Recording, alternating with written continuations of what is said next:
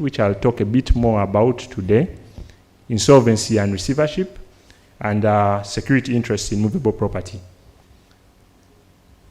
Dr. Mugendi started with a quote. I had a quote I had put up there for our interest, but I will start with I'll also use an African proverb. You may have heard this somewhere. They say, he who looks at a beautiful woman and just smiles will fetch water at her wedding. So, if you look at a beautiful woman, he who looks at a beautiful woman and only smiles will fetch water at her wedding. You must take action. So, Karl Lagerfeld was a big designer, a big fashion designer, very creative guy. So he came up with this quote.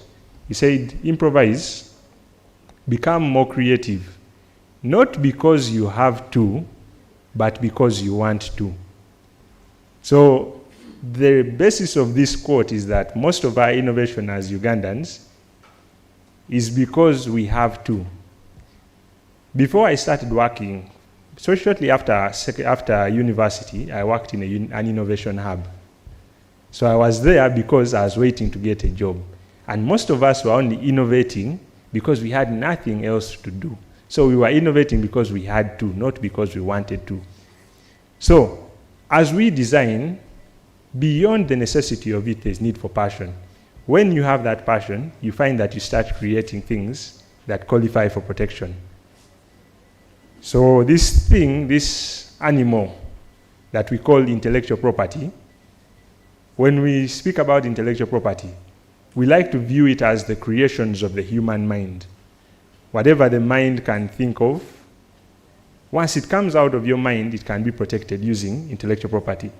So these rights give you ownership of whatever you've created, and these rights allow you to stop people from copying.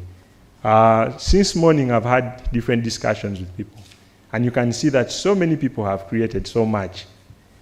If you looked at Dr. Mugendi's presentation, there were quite a few unique designs. The mortar and, the one for crushing millet.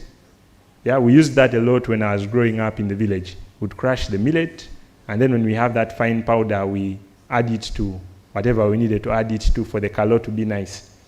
So when you create, there are different rights that you can use for protecting. And for, if you may,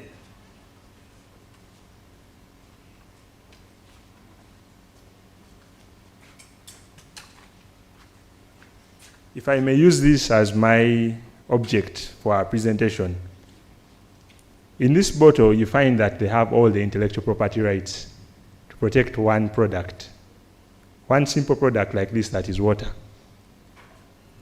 The name of this water, right now, I think, for those whose eyes are very good, you can see that written on this bottle is Rwenzori, yeah? So Rwenzori is what we call a trademark. It allows you to identify this product on the shelf. When you go to the market, to supermarket to buy water, you can choose to ask for Rwenzori.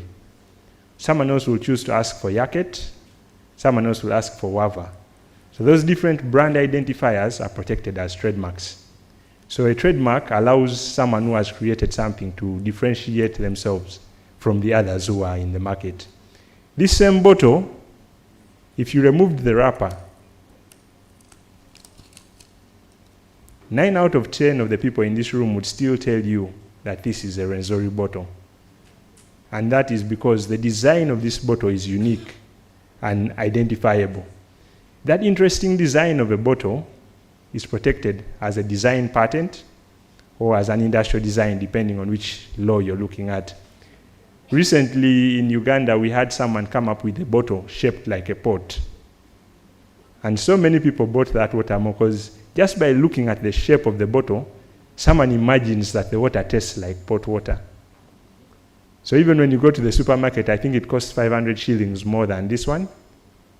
And you'll find that they make a lot of profit from that creativity. Another person came up with a design of a bottle that looks like a crystal. And they actually called their water crystal water. Then when you look at this bottle, the scientists determined that there was a technical problem with the bottle. if you have used plastic for a while, you'll notice that on hot days, there's a tendency of the bottle bulging from down and flipping over. So some brilliant person realized that all I have to do is put a dot at the bottom, a notch here, and by doing that, the bottle no longer expands from down. So that technical solution, they got a patent for that technical solution. So you'll find that one product has several different intellectual property rights to protect it. You have the trademark for the name of the bottle. You have the design for the appearance, the unique patterns of this same bottle. And then you'll find that the patent is protecting this.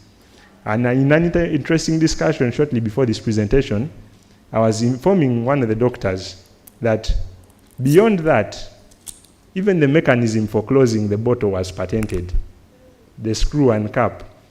Because in the 1700s, 1800s, when you had a container like this, you had to have a piece of wood called a cork, and you had to put in the cork. But someone realized that whenever you do that, some water would leak. So they came up with a screw mechanism and the cover, and they close it. So now even if you do this, the water doesn't come out. So this is one product with several different intellectual property rights protecting it. And again, this is just an introduction, so I won't go into the details of definitions, but I like to be very visual in my presentation. Having grown up in Uganda, or spent all my life in Uganda, maybe Dr. Mugendi, in Uganda we call tarmac colas, yeah? But that's because there was a famous company called Colas in the 70s, 80s, and 60s that was getting most of the contracts to produce the tarmac roads in Uganda. So whenever they would send a child to go to the road, they would say, Genda wali ku Colas, or you go to Colas. And so that's how we all started to call our roads Colas. So Colas is a trademark for a certain company that does a lot of construction. And I believe they are coming back into Uganda. So that brand is very strong. It's protected as a trademark, and it allows them to prevent anyone else from calling their company Colas. We know Pepsi and Coca-Cola, two soda brands. And when you go to buy, you'll always ask for one of the two, or Fanta, or whatever you like. But you'll identify the product you want by the name it has. So that name is a trademark. And that name gives them so much value that even if one of our local companies copied their secret formula, we are still going to ask for Coca-Cola 1,000 times over. Then we have our petrol stations that we like. There is Shell. And again, growing up in Uganda, most of the petrol stations, we used to call them Shell, because that's the name we knew, and we used to associate the quality with. Shell is a trademark, and a trademark that is used by a company called Vivo Energy. But people know Shell a lot more, and they are willing to spend an extra amount of money because they identify with this brand. Then down there in the middle, you have a chemical formula for, it's a Marcouche representation of what we call oxytocin. Oxytocin is a happiness hormone, or the love hormone. So some scientists synthesized it and got a synthetic version. So when you're depressed, they put a patch on you, and it releases happiness into your body so that the depression goes away. And they patented that synthesized version. And the safety pin, simple as it looks, was also patented, because someone said, I can get this metal and use it for extracting foreign bodies from a host body. Again, for the people who weren't in Uganda in the 90s, we had an outbreak of jiggers. And these things came in very handy. They were used for removing the foreign bodies from the host bodies, those safety pins. Yes. So as simple as it looks, it was patented, and the owner made a lot of money from it. And then there's the car engine. And then up there you have a software application, Candy Crush, which this morning I saw quite a few people playing. So that software application would have been protected using what we call copyright. So when you identify which right you qualify for in your product that you've come up with, or your design that you've created, it's important for you to understand that intellectual property in itself is not an end, but a means to an end. So how does this means to an end benefit you? If you have IP protection, the first thing you have is proof of ownership. Proof of ownership, and I'll give the example in an academic setting. In 2014, a very good doctor friend of mine came up with a very interesting method for reducing the impacts of HIV. But unfortunately, before patenting or doing anything, he went straight to an international conference and presented. So he made 3 presentations, and there were 3 white papers published coming out of that. In 2015, he comes and we apply for the patent for his innovation, and the only proof that can be gotten that his thing is not new was from his own publications. So he was not able to get additional proof that he owns the invention in there because he had already put this out there. It was no longer new. His 3 publications were the only information that could be gotten. When you have ownership of your creation, you also have the benefit that you are able to license and assign it out. And I will share a case later that will show you the importance and the monetary implication of having ownership. Patents also allow us to disseminate technical information because there is so much technical information. Up to 90% of the information that gets into patents never gets published anywhere else because not everyone has access to peer-reviewed journals, or not everyone ends up going to publications. But for the bigger companies, they tend to invest more in patenting their technology before publishing it out there. And also, there's a growing trend of people being able to obtain collateral using their intellectual property. I'll give this as a general example. For the ladies in the room who have used hair products, do you know of a product called Radiant? Do you know who owns Radiant? Okay, Radiant happens to belong to a company called Movit. Yeah? But the Radiant brand for women is apparently bigger than the company Movit. So tomorrow, if you are in a bank and Radiant, Movit came for a loan using the name Radiant as collateral, you'd calculate how many women buy these products per day, and I can tell you you'd probably allow to give them a loan of over $100 million based on the value of that brand. So you're able to use your registered IP to obtain collateral. And in cases where someone has copied your creation, you're able to use your registered IP to fight and enforce infringement. And there'll be an interesting case about 6 slides from now that we'll look at for that. As I move from there, I felt it important to give us an overview of how we performed since we are in a university setting. So I looked at only 2023 because the 2024 report is not yet finalized. In 2023, locally, universities represented 24%, universities and research and development institutions. 24% of the applications filed at the National Patent Office came from universities and research institutions. 1% came from 1% was from R&D, 24% was from universities, and 63% was from private sector and the public. But when government published its report, they indicated that all the funding that government gives goes to universities and research and development for research. So government came and asked us, why aren't universities filing? And we said, it's simple. In the university, okay, we are back on. In the university, there is a simple saying, and I had this when I was trying to do my master's, which I did and completed. Publish or perish. Yes? You've heard that before, yes? So I remember my supervisor telling me, don't think about anything. We need to have this published. Yes? So as a result, we did not patent the work that I did. We had the publication go out, and they clapped during the panel and everything, but it wasn't patented. A few years later, someone came with a modification of the very thing that I had worked on and was able to get a patent because they had added something and made it better, but also because in my rush to publish, I didn't exploit the other things. So we explained it this way, that the cultural approach in universities is focused on disseminating information, but not protecting.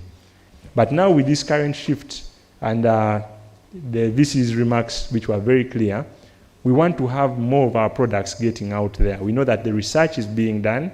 Now, how do we connect that research to the market? And so there is a report that I read that said $39.3 million is what, in 2023 alone, Massachusetts Institute of Technology received from their various intellectual property. $39.3 million. In the same year, 2023, the National Agricultural Research Organization, I think you've heard about them, NARO, was able to license one of their very interesting IPs. They licensed several, but there's one which ended up in the New Vision. So they did the research on how to utilize the leftovers from coffee, the coffee husks, to make a facial scrub. You know that coffee is a big industry in Uganda, but most times when the coffee is dehusked, the husks are left there. So these guys figured out how to use that to make a facial scrub. And a company, I think it was Movit again, that paid, correct me if I'm wrong, about 800 million shillings to be able to use that in their products. Just using the knowledge that they had developed, not even the product itself. Yeah? So, when you have something that you've identified as intellectual property, it's very easy to file for it. We simplified the process. You just go online to our website and you submit whichever documents that could be in there. When you submit your documents, someone who's technical in that field will review and see if indeed it meets the criteria for protection. That process takes different amounts of time depending on the right you're applying for. For example, if you're applying for a trademark, you'll have your response within a day or 2 days at most. You will know whether your trademark can pass. But if you're applying for the patent, that might take longer because we now have to look at over 200 million documents to see if there is any similar technology out there. So it will take a while. After that is done, you'll be asked to publish so that the whole public can view. So you remember how you are worried that you will perish if you don't publish? Here we'll give you an extra publication, and then you're still able to go and publish again in your peer-reviewed journals. So after you've applied, you're free to publish wherever you want, as long as it doesn't come before the application. So protection and safeguarding, because as you intend to go to the market, you as the exclusive owner have the right, the sole right to sell, manufacture, import, make available for sale. If someone else copies it, you're allowed to take legal remedies. You have legal remedies in the case of infringement. So you're able to reach out to the Uganda police, and for this, there's a specialized unit of the Uganda police that sits at our office and that we facilitate. So they don't charge you any extra fee. Everything is handled by the office. And if the infringement occurs, all you have to do is bring evidence of infringement.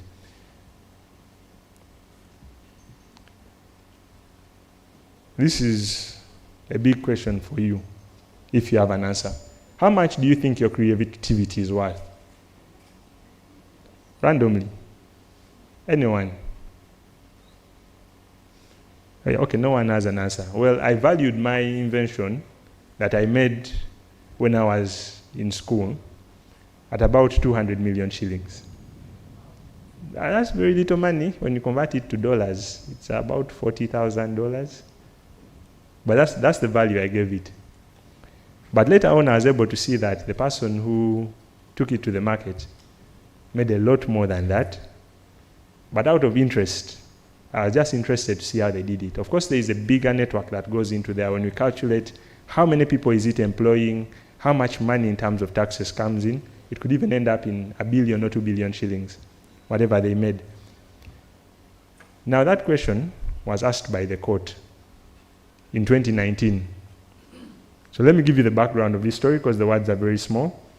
In 2018, we registered a design for one company that came up with a very interesting design of a boot. Yeah? Have you seen these boots that the border guys use a lot nowadays? When it rains, they tuck it in and you see it's a boot. When it's not raining, if you put the trouser over it, you may think it's a fancy shoe. So they came, protected that design. Very nice gumboot, and very popular with the border guys. Around 2019, another company had taken interest and started copying this design. So of course they copied it, the sales of the other company reduced. So they went to court, and they were in court for about 2-3 years, from 2021. And I remember being called more than once during the COVID lockdowns to give a professional opinion on the case. Court ultimately determined that the infringement, they awarded total damages of about $3 million. 3-point-something million dollars, about 12 billion shillings was awarded to the person who had registered their design. This is local, this is just Uganda. $3 million. Court also said for every year that is not paid, 15% would be added to the money. I believe eventually there was an additional ruling that they should destroy every product that copied the design before a certain date. So of course, it panned out in favor of the person who protected the design of something as simple as a gumboot. So when I asked again, how much is your creativity worth? This person got a gumboot and said, I can change the way it looks. And something as simple as a gumboot gave them $12 million, and that's just in the damages. In terms of the sales they had made at that point, it's probably higher, way higher, because almost every border guy you'll find right now in this rainy season is probably wearing a shoe similar to that. So that's, in terms of sales, their creativity, even if we said let's use this as a basis, that design alone is worth more than $3 million. So as Professor was saying, when we are creative, we are able to make money from what we are doing and create jobs. When you look at the jobs impacted by that one design, you're getting to more than 3 million jobs, because now we add the impact to the border riders as well. So in terms of protection, many times we try to advise that do not limit your protection just to Uganda, because your market is out there. Using the gumboot as an example, in East Africa alone, the border industry employs more than 10 million people. When you combine the people riding in Rwanda, the people riding in Kenya, the people riding in Tanzania, even in South Sudan, 10 million people are employed by that. If their product costs $10 times the 10 million people, that's $100 million. Yeah, that's just a rough calculation. The mathematicians would have better projections. So we always advise that you look at the regional potential for your product, so that when you're protecting, you can choose to pick either the national route or the regional route. Or in some cases where if your product has reach that is international, we can guide you on how to go to the next level, how to go international. Of course, there is a cost implication with every method you choose. And that cost implication, of course, now goes back to you asking yourself, how much is your creativity worth? This year, I helped someone who was designing a bag protecting 4 countries. And she was worried. But ultimately, the total cost of protecting in those 4 countries was about $250 using the regional system. And 3 months after she got her protection, she was expanding in Tanzania and making sales that got her back more than 20 times that amount in the first month. So you need to expand and look at the regional potential of what you're doing. Your design may not be located only in Uganda. One good example of this is the design that the good doctor was wearing in the morning. I don't see him around. Or for example, the dashiki. You've all seen the dashiki. You know that interesting cloth that all the musicians wear. Randomly, it has some African patterns here, some African patterns everywhere. No one even knows which country it came from exactly. Some say South Africa, some people say Nigeria. But the sales of that cloth, if we could have traced the person who created it the first time, that person would be seated somewhere on a beach, sipping their wine or juice, whatever they prefer. Because even if they got $1 from each of those sales, that would be a lot of money. So this protection is just a tool. It's a means to an end, not an end in itself. Of course, that's why we say even designing, much as it's with a passion, the aim is to have profit from this. So to profit from your design, you need it protected. And to protect it, of course, you need to use IP in its fullness. So some people, for example, like I said, will protect their appearance. Others will protect the name. Someone else will protect the technology behind it. At the end of the day, you choose the protection that helps you maximize benefit from your innovation and from your design. Thank you.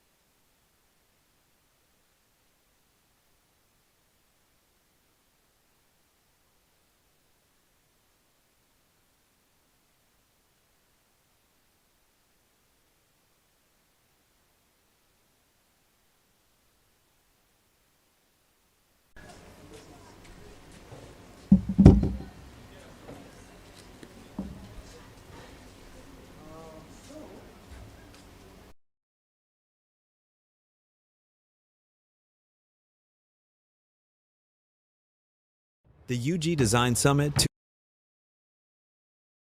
platform dedicated to advancing the visibility and impact of design in Uganda. This is the third edition of the conference, building on the foundations laid by the Kampala International Design Conference, which was first held in 2015. This year's summit is hosted by the School of Art and Industrial Design, Kyambogo University, in line with the university's guiding principle of knowledge and skills for service. The event reflects Kyambogo University's commitment to delivering quality education and equipping students with the competencies needed to contribute meaningfully to society.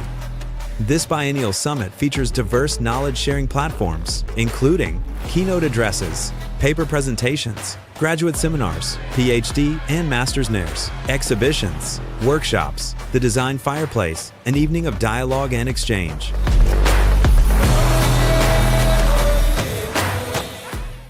The UG Design Summit 2025 is a biennial collaborative platform dedicated to advancing the visibility and impact of design in Uganda. This is the third edition of the conference, building on the foundations laid by the Kampala International Design Conference, which was first held in 2015.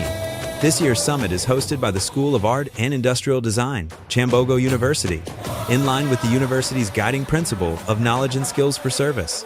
The event reflects Kyambogo University's commitment to delivering quality education and equipping students with the competencies needed to contribute meaningfully to society. This biennial summit features diverse knowledge-sharing platforms, including keynote addresses, paper presentations, graduate seminars, PhD and master's NAIRs, exhibitions, workshops, the design fireplace, an evening of dialogue and exchange.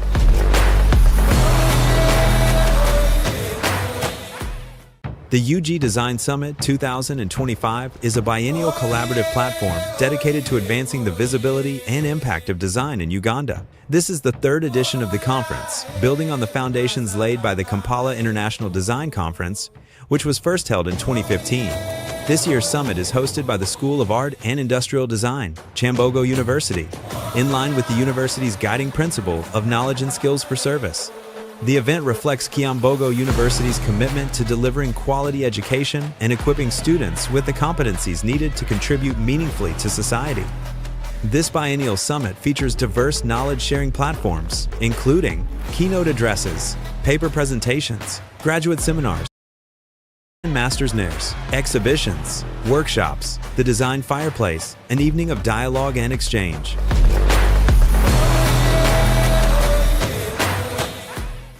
The UG Design Summit 2025 is a biennial collaborative platform dedicated to advancing the visibility and impact of design in Uganda. This is the third edition of the conference, building on the foundations laid by the Kampala International Design Conference, which was first held in 2015.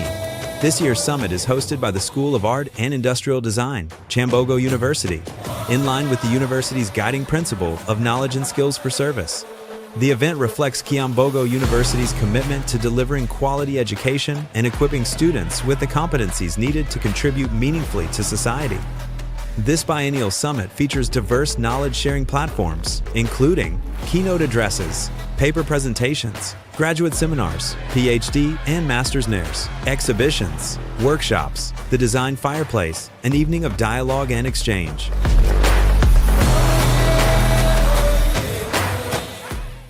The UG Design Summit 2025 is a biennial collaborative platform dedicated to advancing the visibility and impact of design in Uganda. This is the third edition of the conference, building on the foundations laid by the Kampala International Design Conference, which was first held in 2015.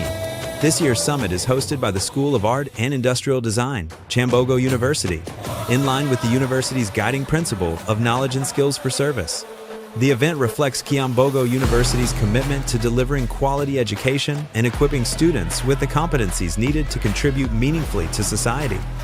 This biennial summit features diverse knowledge-sharing platforms, including keynote addresses, paper presentations, graduate seminars, PhD and master's NAIRs, exhibitions, workshops, the design fireplace, an evening of dialogue and exchange.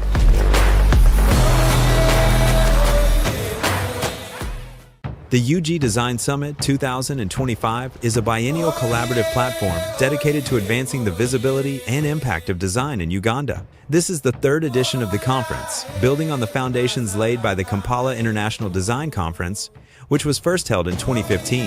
This year's summit is hosted by the School of Art and Industrial Design, Kyambogo University, in line with the university's guiding principle of knowledge and skills for service. The event reflects Kyambogo University's commitment to delivering quality education and equipping students with the competencies needed to contribute meaningfully to society. This biennial summit features diverse knowledge-sharing platforms, including keynote addresses, paper presentations, graduate seminars, PhD and master's NAIRs, exhibitions, workshops, the design fireplace, an evening of dialogue and exchange.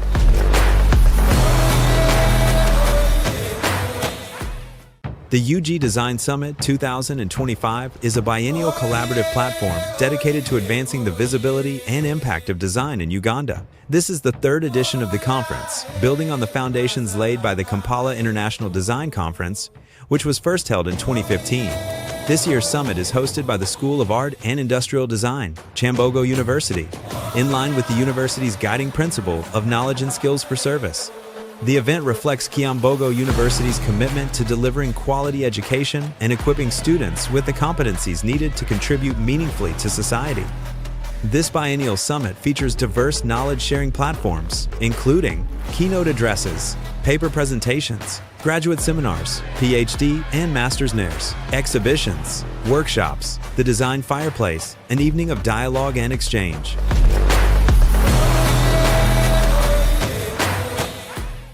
The UG Design Summit 2025 is a biennial collaborative platform dedicated to advancing the visibility and impact of design in Uganda. This is the third edition of the conference, building on the foundations laid by the Kampala International Design Conference, which was first held in 2015. This year's summit is hosted by the School of Art and Industrial Design, Kyambogo University, in line with the university's guiding principle of knowledge and skills for service. The event reflects Kyambogo University's commitment to delivering quality education and equipping students with the competencies needed to contribute meaningfully to society. This biennial summit features diverse knowledge-sharing platforms, including keynote addresses, paper presentations, graduate seminars, PhD and master's nairs, exhibitions, workshops, the design fireplace, an evening of dialogue and exchange.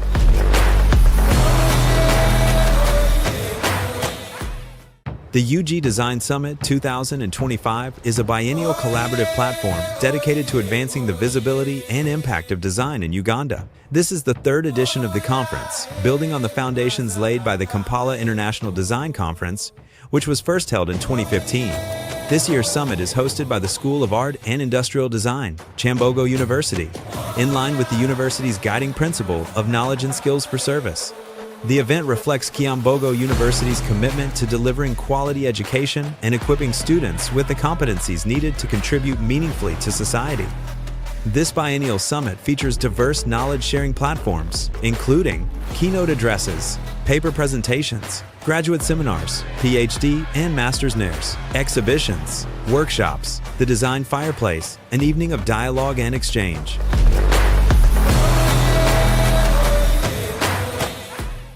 The UG Design Summit 2025 is a biennial collaborative platform dedicated to advancing the visibility and impact of design in Uganda. This is the third edition of the conference, building on the foundations laid by the Kampala International Design Conference, which was first held in 2015. This year's summit is hosted by the School of Art and Industrial Design, Kyambogo University, in line with the university's guiding principle of knowledge and skills for service. The event reflects Kyambogo University's commitment to delivering quality education and equipping students with the competencies needed to contribute meaningfully to society. This biennial summit features diverse knowledge-sharing platforms, including keynote addresses, paper presentations, graduate seminars, PhD and master's nairs, exhibitions, workshops, the design fireplace, an evening of dialogue and exchange.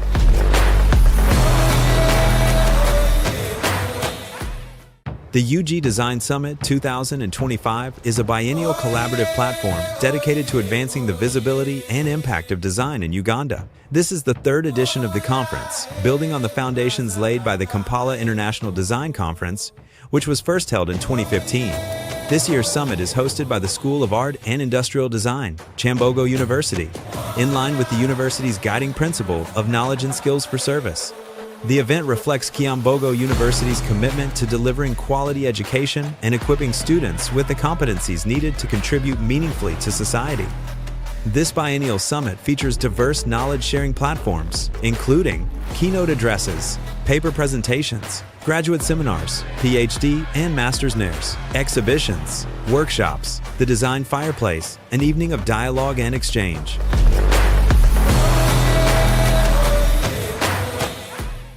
The UG Design Summit 2025 is a biennial collaborative platform dedicated to advancing the visibility and impact of design in Uganda. This is the third edition of the conference, building on the foundations laid by the Kampala International Design Conference, which was first held in 2015. This year's summit is hosted by the School of Art and Industrial Design, Kyambogo University, in line with the university's guiding principle of knowledge and skills for service. The event reflects Kyambogo University's commitment to delivering quality education and equipping students with the competencies needed to contribute meaningfully to society. This biennial summit features diverse knowledge-sharing platforms, including keynote addresses, paper presentations, graduate seminars, PhD and master's nairs, exhibitions, workshops, the design fireplace, an evening of dialogue and exchange.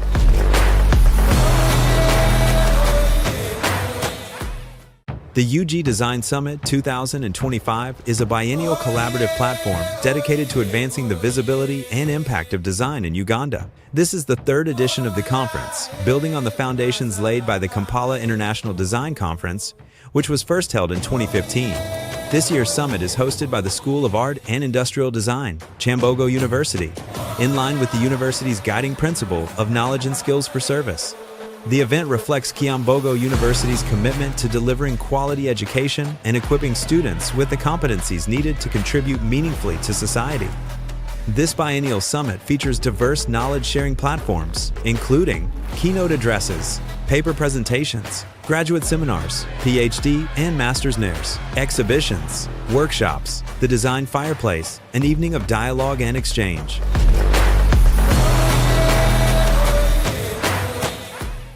The UG Design Summit 2025 is a biennial collaborative platform dedicated to advancing the visibility and impact of design in Uganda. This is the third edition of the conference, building on the foundations laid by the Kampala International Design Conference, which was first held in 2015.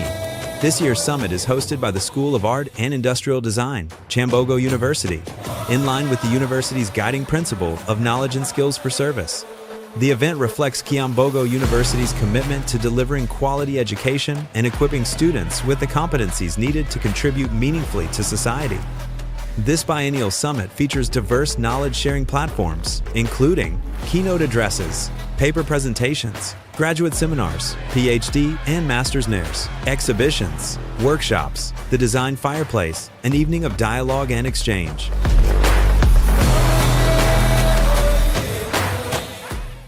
The UG Design Summit 2025 is a biennial collaborative platform dedicated to advancing the visibility and impact of design in Uganda. This is the third edition of the conference, building on the foundations laid by the Kampala International Design Conference, which was first held in 2015.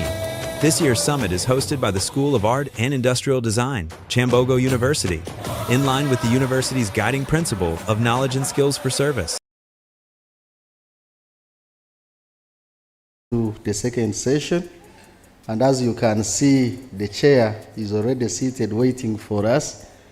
So I would want to request that we get the program rolling. I am assuming the role of getting us started. So would like to have our first presenter. I want to think that you are here. If you can come around, and then we see how to move forward. Thank you very much.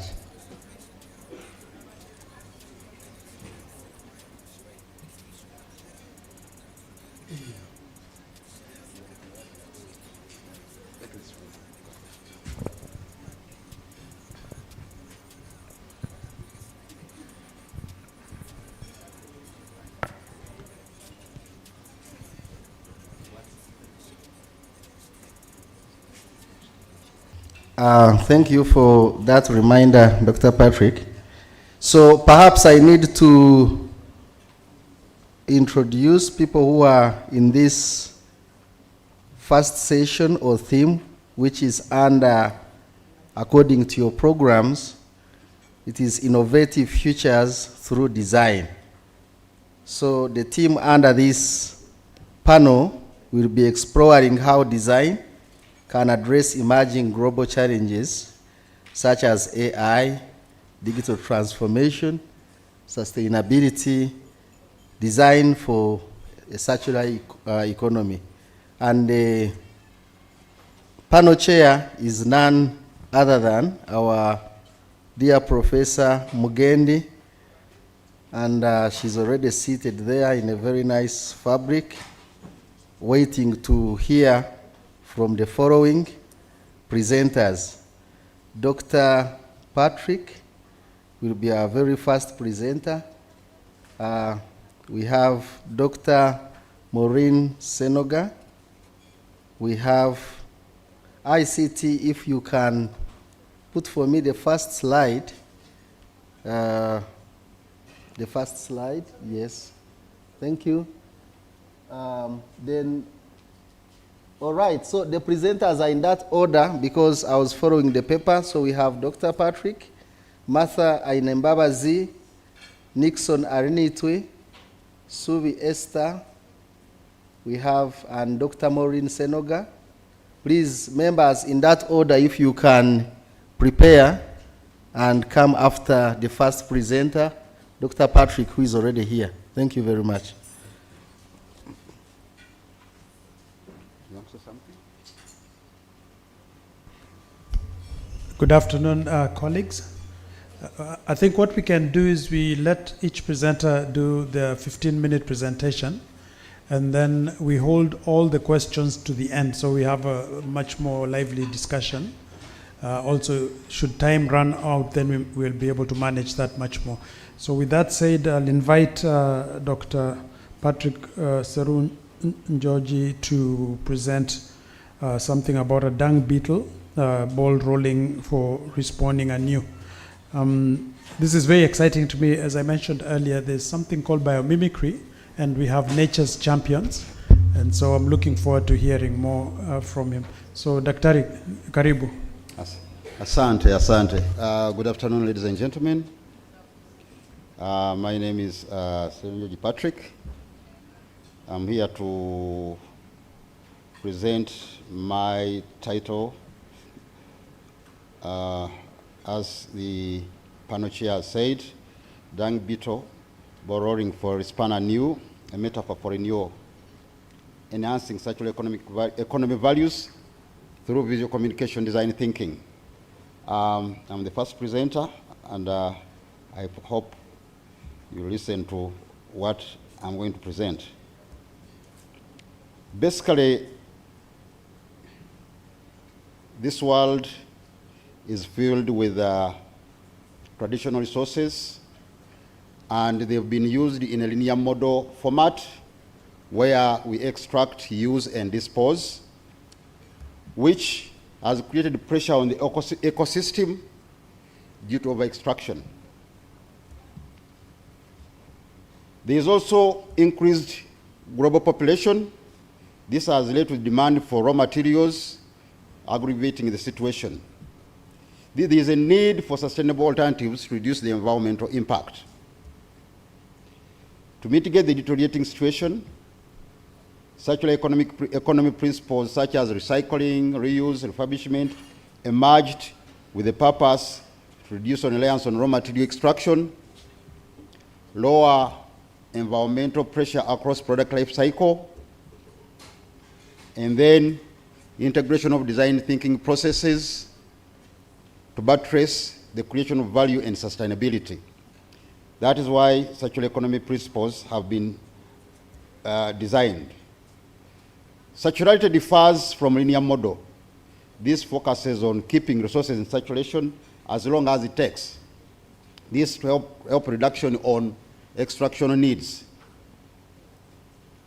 It's important to note that although circularity has gained prominence, it's not a new phenomenon. Nature has always cycled resources. Organic matter created, consumed, decomposed, and regenerated. Nothing is wasted in biological cycles. So, there is a natural model, which is the dung beetle. Dung beetle, borrowing for respan anew, means begin again, restart, refresh, or regenerate. That's what it means, respan anew. So this mirrors circular economy principles, maximizing resources that enables recovery and regeneration. Linking dung beetle's natural circularity with the design ecosystem opens a dialogue on how circular economy approaches can be integrated into visual communication design thinking. So this research was premised on a problem that is investigating user ecosystem. The word is user ecosystem of the circular economy.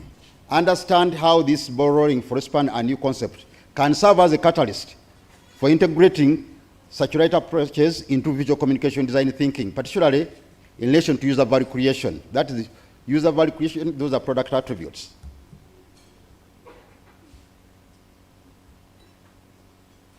Under this problem, the core concept is borrowing for respan and new is as a catalyst, a metaphor for continuous cycles of renewal and reuse, positioned as a bridge between circular economy and design thinking. The methodology used was systematic review by Tramfield, which is rigorous, transparent, and replicable. This was supported by Savigno 2017. And this research was based on two questions. How do circular approaches inform user value creation? How can respond a new concept serves as a catalyst for user value creation and development of product attributes? Under the discussion, how circular approaches inform process of user value creation in circular economy, here, circular strategies extend product life cycle. That means that products stay in use or use and use and use. Sometimes we buy bottles and we recycle them, put in sugar, put in other things.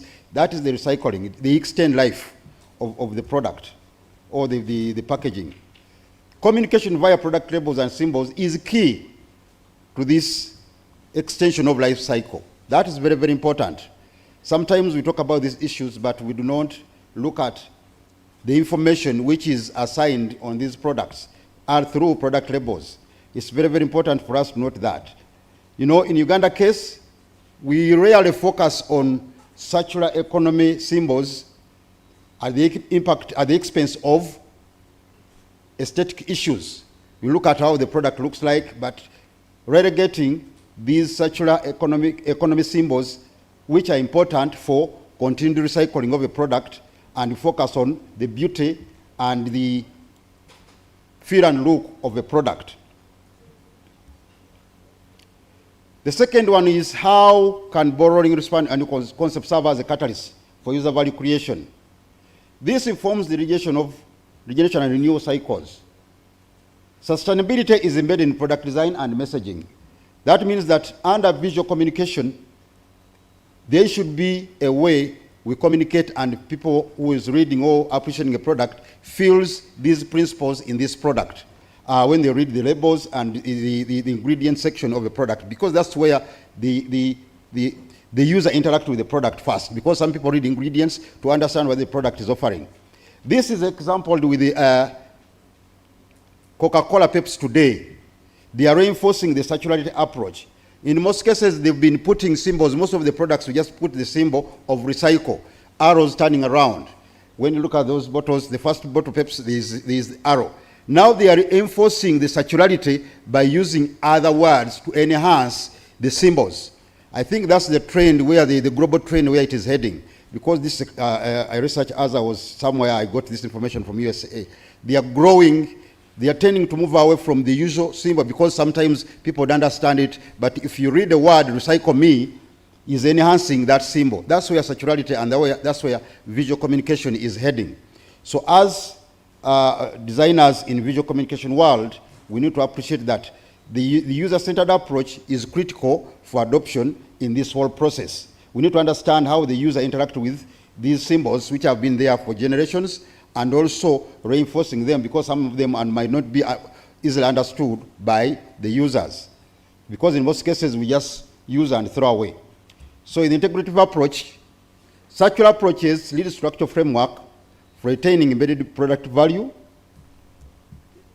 Responding anew is an operational catalyst that links users, user experience with sustainability principles. Together, product design and user engagement in co-creation of value throughout the product life cycle is important. We need to appreciate that these have to work hand in hand, whereby under this creation process, user values are thought through and value is created, and appreciate the element of circularity for responding anew, to find a new way of presenting circularity to the users of these products. So in Uganda, this has not been the issue. We just use that only circular symbol of cycle where we recycle and move on. But now we are saying that there should be a new way of recycle, respond anew in the way how we create visual communication material on these products. Conclusion. User-centered design is essential for circularity because we don't design for ourselves, we design for users. So users are important. So we need to appreciate how they engage and live with these products. That is very, very important. Circular strategy is effective only when communicated well. We need to appreciate how to communicate these products well. How do we communicate them is the issue. Most of us, when we look at our products, we just go for the face value, but there are so many other information which you don't go in for. So that communication needs to be critically interrogated to make sure that we get new ways of doing things. Contextual, culturally informed design is key in enhancing sustainable solutions. Sometimes we talk about issues of upcycling, recycling, but do local people understand these things? That is a huge question for us. Do they understand? So who are culturally grounded? Do we have our cultures? Do we really understand these issues? So how do we communicate them well? This is a debate and a discourse which you need to go into through the visual communication design thinking processes. How do we bring that in context? Structural circular strategies, user-focused regenerative design equals to sustainable future with user value creation. So we need to see how we come up with these strategies, how they fuse into regenerative designs to create a continuous process of understanding how we can come up with messages that truly communicate the circularity issues to our culturally sensitive societies. That is very, very important. So once we operationalize these strategies, embedding regenerative cycles into both product attributes and user experience will translate circular principles into actionable and intuitive behaviors. Thank you so much.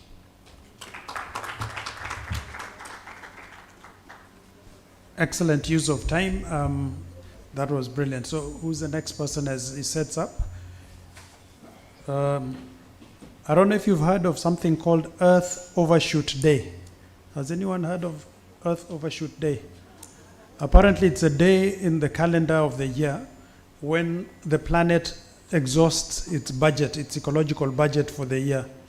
And I think this year it's on the 24th of July. It means by the 24th of July this year we had exhausted what we should have spent all the way up to December 31st. And it's getting worse by the years. Next year it's going to be on June 5th. So if we don't do something about it, as Patrick has reminded us, we'll have challenges. So he's compared nature's champion as an inspiration to deal with the issue of upcycling and reduction of waste vis-a-vis nature's budget, which we are constantly expending before we use it. So let's be conscientious as we go about it. So thank you very much. And because Patrick has set such a good standard in terms of time management, he's transferring, it's a knowledge and transfer that is happening, which is good. So I'm believing Maureen will also keep time like him. Yeah.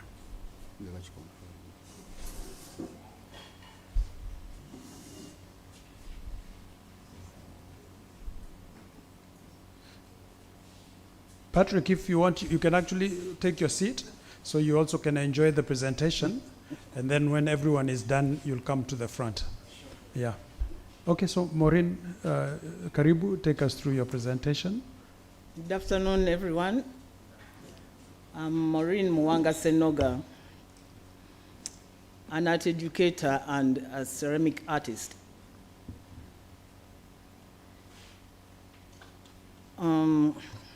This presentation is inspired by my PhD guiding question, which was, what does it mean to teach ceramics in a university setting? Most times when we come to a university to teach, some of us don't know how to teach, what to teach, and why we teach. And in order to make meaning out of our teaching, we need pedagogical strategies. And during my training as a teacher, we are taken through a number of pedagogical strategies, like demonstration, chalk and talk, lecture, and so on and so forth, including dramatization. But at university, the pedagogical strategy I'm going to talk about is rarely used, and that is dramatization.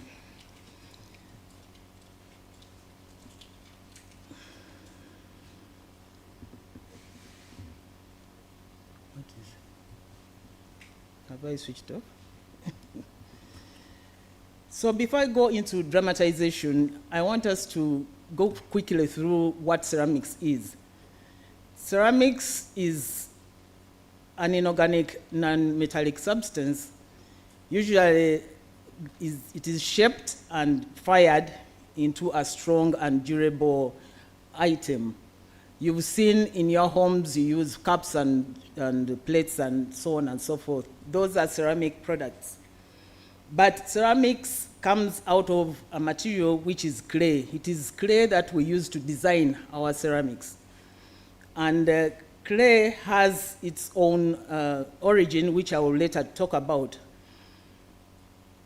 The art of ceramics dates so back in the years. It has been around, and there are so many civilizations like the Egyptians, the Greeks, and Chinese who have pioneered in the early techniques of ceramics production. And these cultures recognize the potential of clay to be molded and fired into durable items. What is pedagogy? Because this is part of my topic. As a teacher who was trained, pedagogy in teaching means teaching methods, or what instructors do. It is also combined with learning activities which students are involved in, and at the end of the whole session, the students are assessed. Pedagogy, holistically, are all the ways that instructors and students work with the course content. So how do you deliver the content? The reason why I chose dramatization is because it is rarely used, and this is an active experiential learning method where students use theatrical techniques such as role-playing, gestures, improvisation, to understand concepts, historical events, and social situations. There are so many benefits of dramatization as a pedagogical strategy. One is dramatization enhances learning. It also brings about skills development such as creativity, critical thinking, imagination, and problem solving. And these are very central when it comes to designing a ceramic piece. There are also social emotional growth, skills, language development, and increased confidence within an engaging environment. So when we start teaching students, we take them through the process of your source of inspiration, how do you develop the design ideas, then how do you identify a technique for forming your work, and then how do you fire these, and so on and so forth.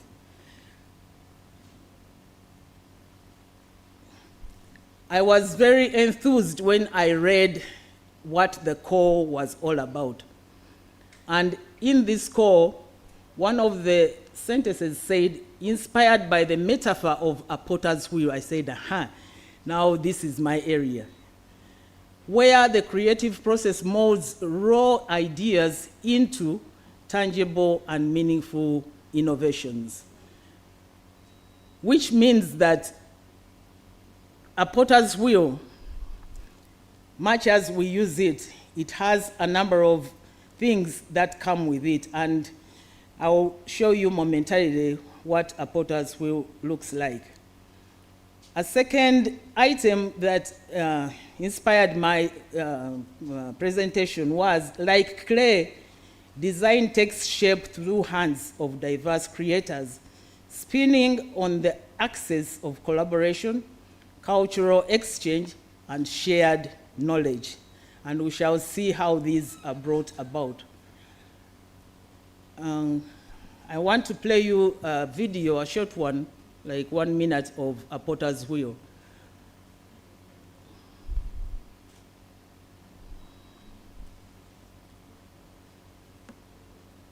IT.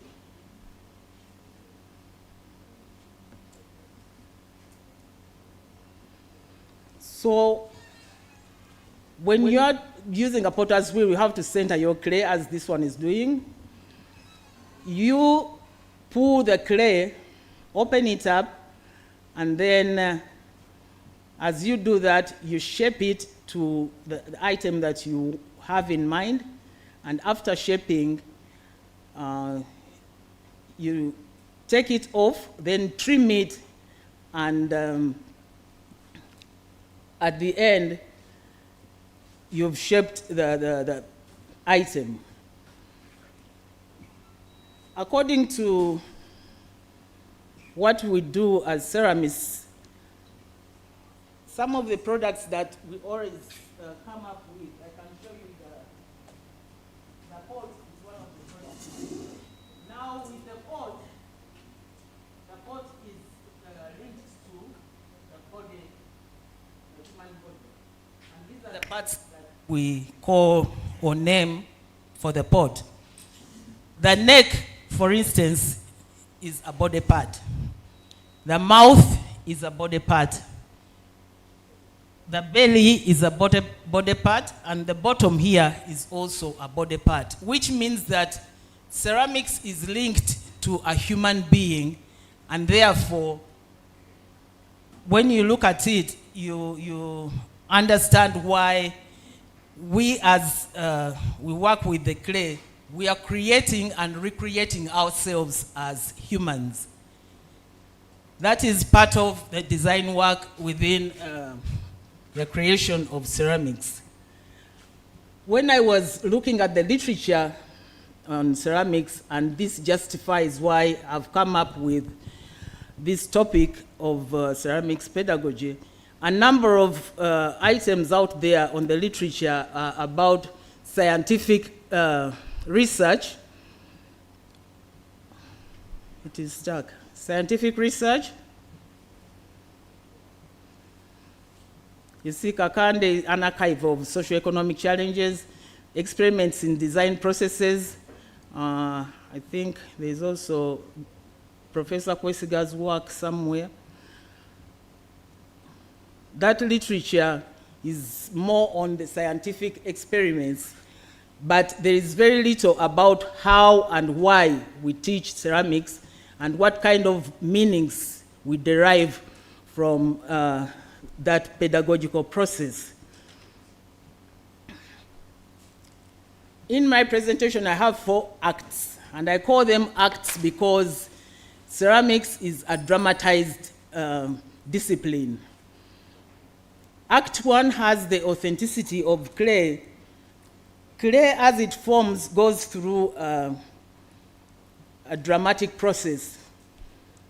Clay in itself comes from parental rocks, so clay has parents. Then it is acted upon by agents of weathering, and these are not feasible. We don't see them as they happen. It is the same way a mother and a father get together and make a baby, but you don't know what the baby will look like when it comes out. So this clay moves from the parental rock down to the valley, and it stays there and matures the same way the baby grows and matures until it comes out. So the ceramist goes and digs up that clay to form different pieces. Clay is also likened to the creation of a human being. And some of the biblical aspects that we see in Genesis, the first man was formed from clay. So Genesis 2:7, those who have a Bible can go there. You will find clay is connected to the creation of a human being. Also in Isaiah and Jeremiah, clay is compared to God's hands creating the human being. So that link between clay and the human is very strong. And that is why the very first item man made on earth to be able to feed himself came from clay. And that clay pot is where he prepared his meal. Act 2 is about clay preparation and forming. As you saw on the potter's wheel, when you're preparing clay, you wedge it, you remove whatever impurities, and then you start forming your item. Shaping is done either by hand, which are the major tools of working the clay, or a machine, which is the potter's wheel that I just showed you. But this requires a lot of imagination. The common forms, as I've already demonstrated, there is the pot, there are the plates that you use, and so on and so forth. The third act is transformation by fire. When you leave clay raw as it is, we call it greenware, and you leave it outside in the rain, it will melt and go back to its original form as a soil. So what we do as ceramics is to subject this clay to fire, and this heat transforms that clay. Here, clay becomes more scientific because it transforms into a hardened piece through a chemical reaction, and this helps this clay to become brittle, hard, and durable. Oh, beyond the studio. Here before you are my students. Beyond the studio, we see clay, a pot that comes out of clay, can be used as a social object. People who drink marwa or a brew sit around the pot and they do a conversation. Some of the conversations are political, some are social, some are cultural. So when they sit and talk, we derive meaning from these conversations to help us understand what is happening around a home, or economically what's happening, or politically what's happening. And therefore, these meanings help us either to plan or to do a number of things with our lives. And therefore, clay as a social object is very important. Another thing about the social contribution of clay, where are the girls quickly, because my time is going.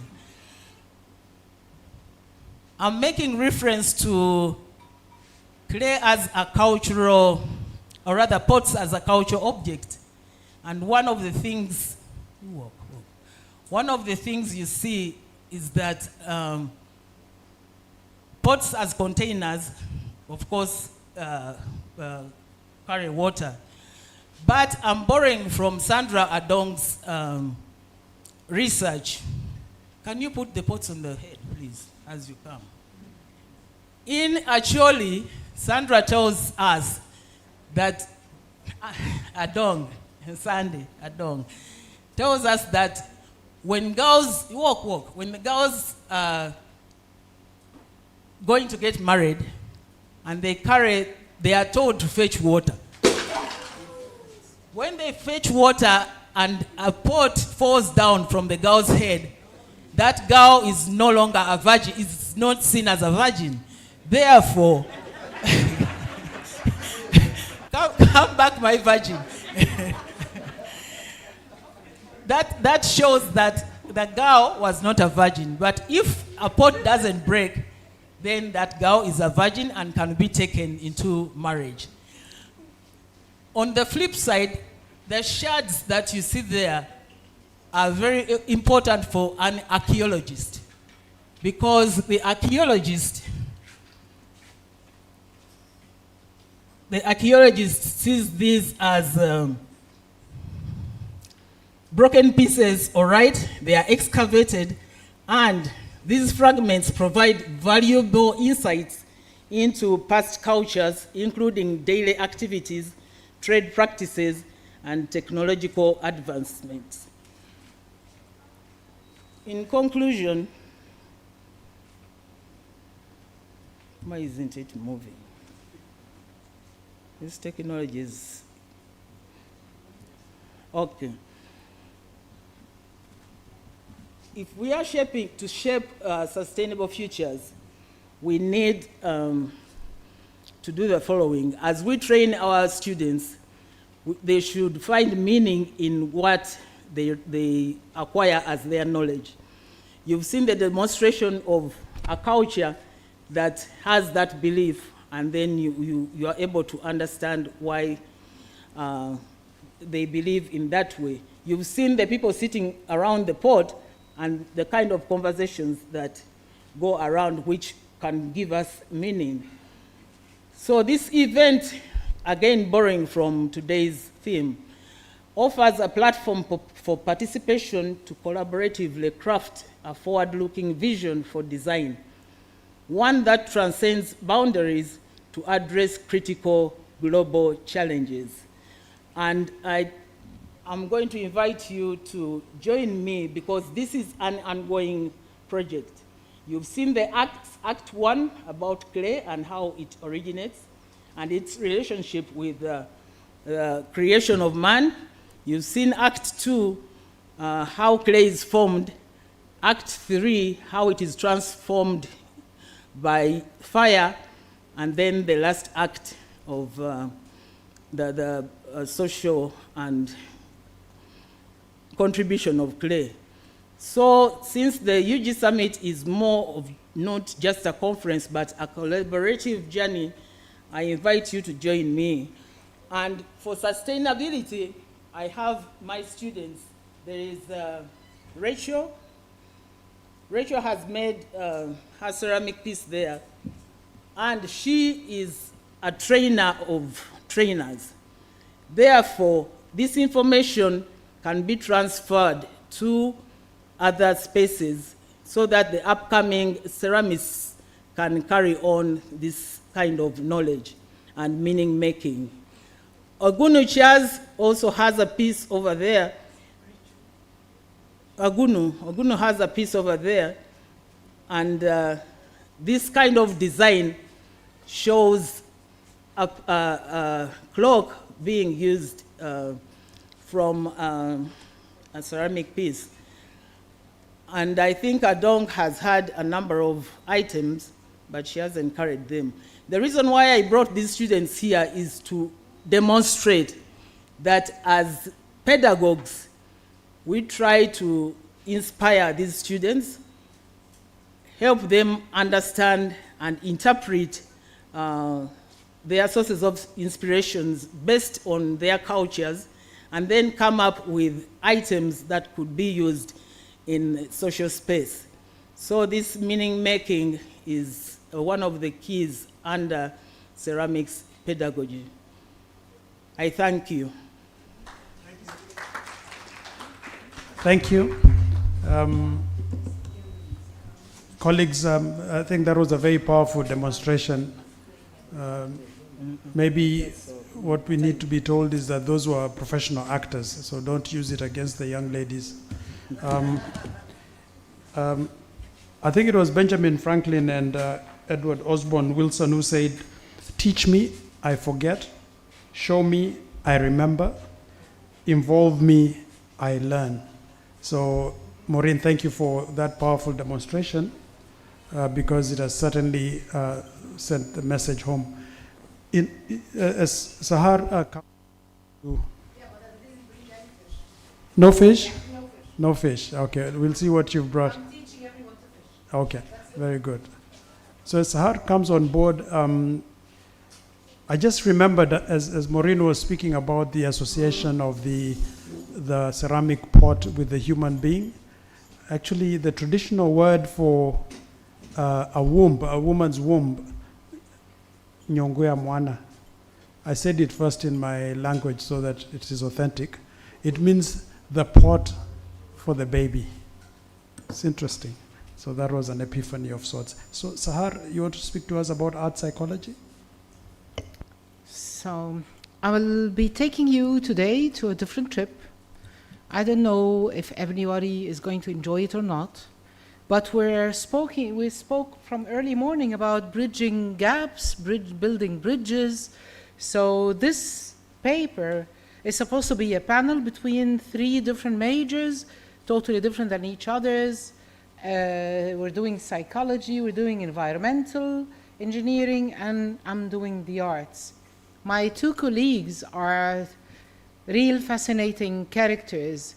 Discussing the idea with them, you need to know the story. We kept arguing, the 3 of us together, is art first, is environment first, when these artists are brought up, or this is only products of how this artist would feel. So we have Dr. Manal Alewa, she's an engineer. Let me go skip that. Okay. Dr. Manal Alewa is an engineer that changed and have done career shift to therapy and art therapy. And after finishing her PhD in the States, quite an incident happened with her daughter, so she had to be accompanying her. And then she discovered that art therapy is a real part daily life and style that she's doing. And this is the point that we found Dr. Shifra, and we connected in a way, talking the 3 of us about art, psychology, art therapy, and engineering. That engineer started storytelling about her own situation, about what she feels with her daughter. And this is now, it's like a huge big trend happening now in Egypt. We're doing 3 months of children with no cancer education classes. It's going to be, we're celebrating the ending of this 3 month, which after September, the Golden September for cancer, we're trying to help these kids. Dr. Shifra helped a lot with the background of the psychology. She have quite a background about the arts. She have a PhD in that. And then she's very well certified in doing therapy around most of Africa and internationally. Now she's in Stockholm. This is just something that you don't see every day. Africans taking care of internationals everywhere. That's something. We'll look at the background and we're linking that with designer. When we think about the designer as someone that really works day by day and every hour by creativity only. Creativity is their own tool. It's their way of thinking. It's how do they really feel. It reflects their daily life, isn't it? It reflects what do they eat, how do they really think. And sometimes it's just something blank because it was designed for somebody else, or it's done for a logo, for a company concept, or it's created just to make somebody happy. You've seen the intellectual property icons and how it's created and the storytelling behind it. That's design. And the other side of it, now we're doing the human or humanizing side of it. This is Dr. Manal. That's her short bio and CV, so you can get to know her, although she's not attending, but I said I'm going to speak about her. She's the founder and CEO of Art to Care program, and she's the first art therapist program in the Middle East dedicated to children with cancer and their families, launched in Cairo, Egypt, 2013. That's just only a small part of her history. She's an amazing believer that some materials that we're using in the arts is really affecting our kids. A lot of materials are affecting the artist. Sometimes materials you use and you say, oh, I felt sick, I'm tired after that. Something happened to me. I don't know, did it penetrate my skin? What really happened? So being ecologically informed about what materials you're really doing, what materials you're using, it's very important. We're just pushing people to know more about that. she is emphasizing on, these are her exact words that she wrote, respect for the environment. And she said, African designers, yeah, they are all about respecting the planet. They didn't just grab whatever materials. Nope, they are picking stuff that's sustainable and actually works with the local economy system. These are her words. I'll be reading a couple of my friends' words because I have to really inform their efforts. Respecting the environment doesn't really just mean that using certain material, it's the way you use them. I'll inform you later on about name of the artist that you can see the artwork on display now here, and we'll speak a little bit about them. You'll see just beyond looks, these designers aren't only doing pretty pictures, trends, but every price they make packs meaning, culture, and responsibility. And this is what we speak about environment. These are concepts that we have to really discuss and really use with our own environment. Environment is very precious. It's not just with no price. It's very precious. It's very valuable, so special that you can really sometimes tell how much is a piece of art came out of this environment. Why it matters? It's not just design. It's design with a purpose. We'll stop with this word, and then we'll go to my other colleague friend, Dr. Shifra, and she's the amazing part of our team that is doing the healing, the therapy, the art therapy, and she have quite an experience really challenging everyone for how to really do resilience. Now she's in Stockholm researching or like managing a big amazing team of researchers doing a project in healing trauma and transformation of sustainability. When you hear that, how is this linked to arts and how is it going with the environment? We'll leave this thought to now and we'll continue. Usually fostering well-being, this is how Dr. Shifra wrote that, fostering well-being, community, and sense of belonging is very important in psychology. This is how designers apply principles of psychology to understand human needs and behavior. It's not something by accident that you just, find everywhere. It's not just a tiny bibble rock that you find you just push away. It's something that builds up with you. Okay? We talked in the morning, Professor Mugandi, you remember that story of the small rock that can grow up, as you said, to be the small stone that's going to be a rock, and then the rock would form a family, so we have a mountain. This is how Dr. Shifra put it in her own way, but in a different language. It starts only with well-being, with one person in this household, and then everybody else have got a better life, much more sophisticated, much more easier to go. And this is how African design is thought to be. And then she said, intentions of that, what is really going on here? And what's really going on? Designers aren't just picking nice colors or cool chairs. It is not just a way of organizing a fireplace, come together at a particular time and tell a story. That's her words. I'm just copying the words. Sorry for that. I never read from a paper before as it is, but I just wanted to copy her words, to document what she have done and studied and tried to research. She said, big goals there for chasing spaces and objects that feel right, not just look right, objects that make you move your body and invite you into immigration atmosphere. That's a big concept. When you feel welcomed in a certain space, that's psychology. That's how designers think of any space that you enter to, and how do you really immigrate from one place to the other to feel more oriented, much more happier, much more calm, and really getting acquainted with it. Boosting well-being, aka stuff that doesn't stress you out. Like the amazing team that I've seen in this conference.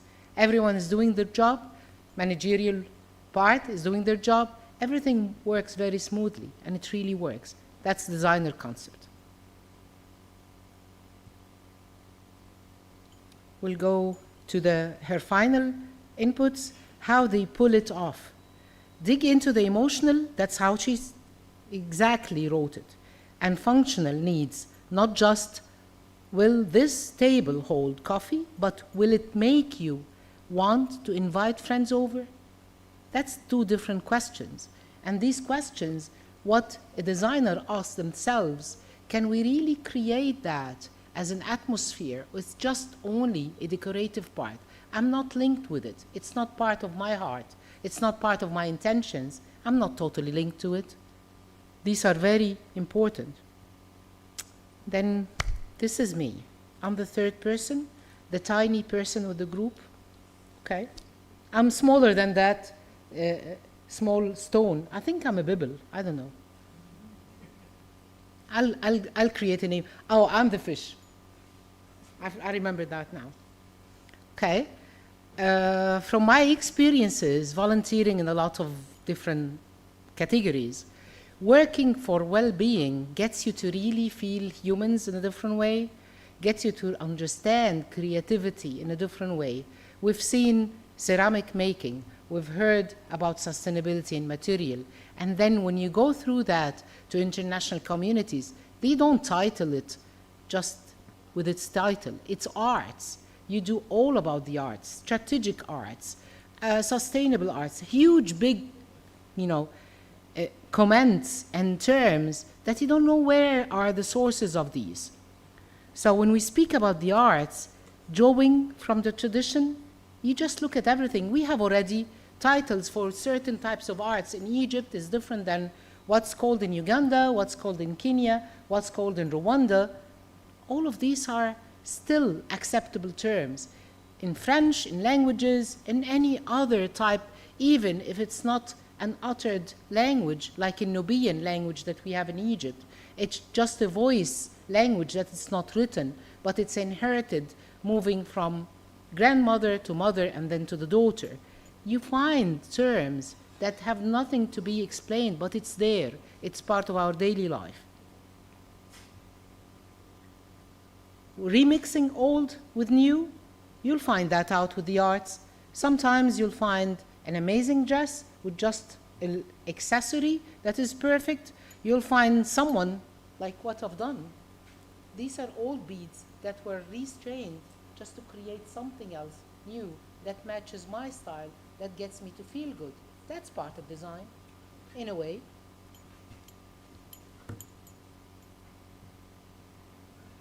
And then we researched the heritage. Afrolux is one of these new concepts that we really need to have an understanding for. It's not just a designer concept, but it's something that we need to have a real huge umbrella for and open up our minds for. It was created by craftsmanship, but moved to designers, and they inhabited the concept. It's not just left now for craftsmanship. Now it's a designer new trend, style, or what you should be wearing tonight. This is how I'm going out. I'm taking this, I'm taking that, I'm mixing my own pot, I'm creating my own group of colors and having a touch of evaluation that would be different. And this is how you evaluate the traditional craftsmanship. Rich materials and texture are very well involved in these designs. We're talking about all of that. Do you know why? Because we found that most of the artists that were brought up on African land, they have different tastes than any other artist that was brought up in any other lands. You look at them and they have the roughness of our grounds, that strength of the rocks, and they have their own colors and they mix their natural materials. Designers are motivators. They are not just people that create something that I'm wearing today. They are motivators of impact. If they don't have the well-being while designing and psychology that help them to grow up from kids not being neglected, taken care of, really nourished with, hugs and love and kisses at their homes, they won't be creating this art now. They are not supposed to be feeling trauma feelings so they can create art. Although I met a lot of designers and a lot of Egyptian artists, speaking frankly, that they lock themselves in one bedroom not to talk to anyone, so they can get into the bubble that they have a quarrel, a huge one, and they create their own bubble of trauma to create these arts. And that comes out very awkward. I don't know, for me. They are successful artists, but this is their own approach of recycling how do they feel. So psychology is not relevant to what's happening, but psychology is a base for how do we really create our arts. It's really building our trust in our creativity. It supports status of our communities and communication and emotional connection, self-assertiveness and identity. Environment influences with its material, and at the same time, looking at the rain today, this is something sometimes ill-tempers some people, and some people feel happy, and every reflect have got its own type of other reflect. So some are nourished by the idea, others are not even involved, they hate it, they hide, they cover their heads, they can't walk in the rain, and they have this part of residue of trauma there, okay? Climate adaptation is very important with the natural environment, and this is why we respect the materials. Urban social context, it's not just for granted. It's what we really have to survive with these materials, with our creativity to serve that. Because this is what we are about. We are Africans, we come from this land. We really were created of this dust, and we are returning back to it. And that's how you have to feel oriented. If you're not oriented to it, you're producing something that's not really even matching temperature of the land, taste of it, what you can do, and everything to be preserved. That's my last slide. Art is meant to be disrupt science, reassures.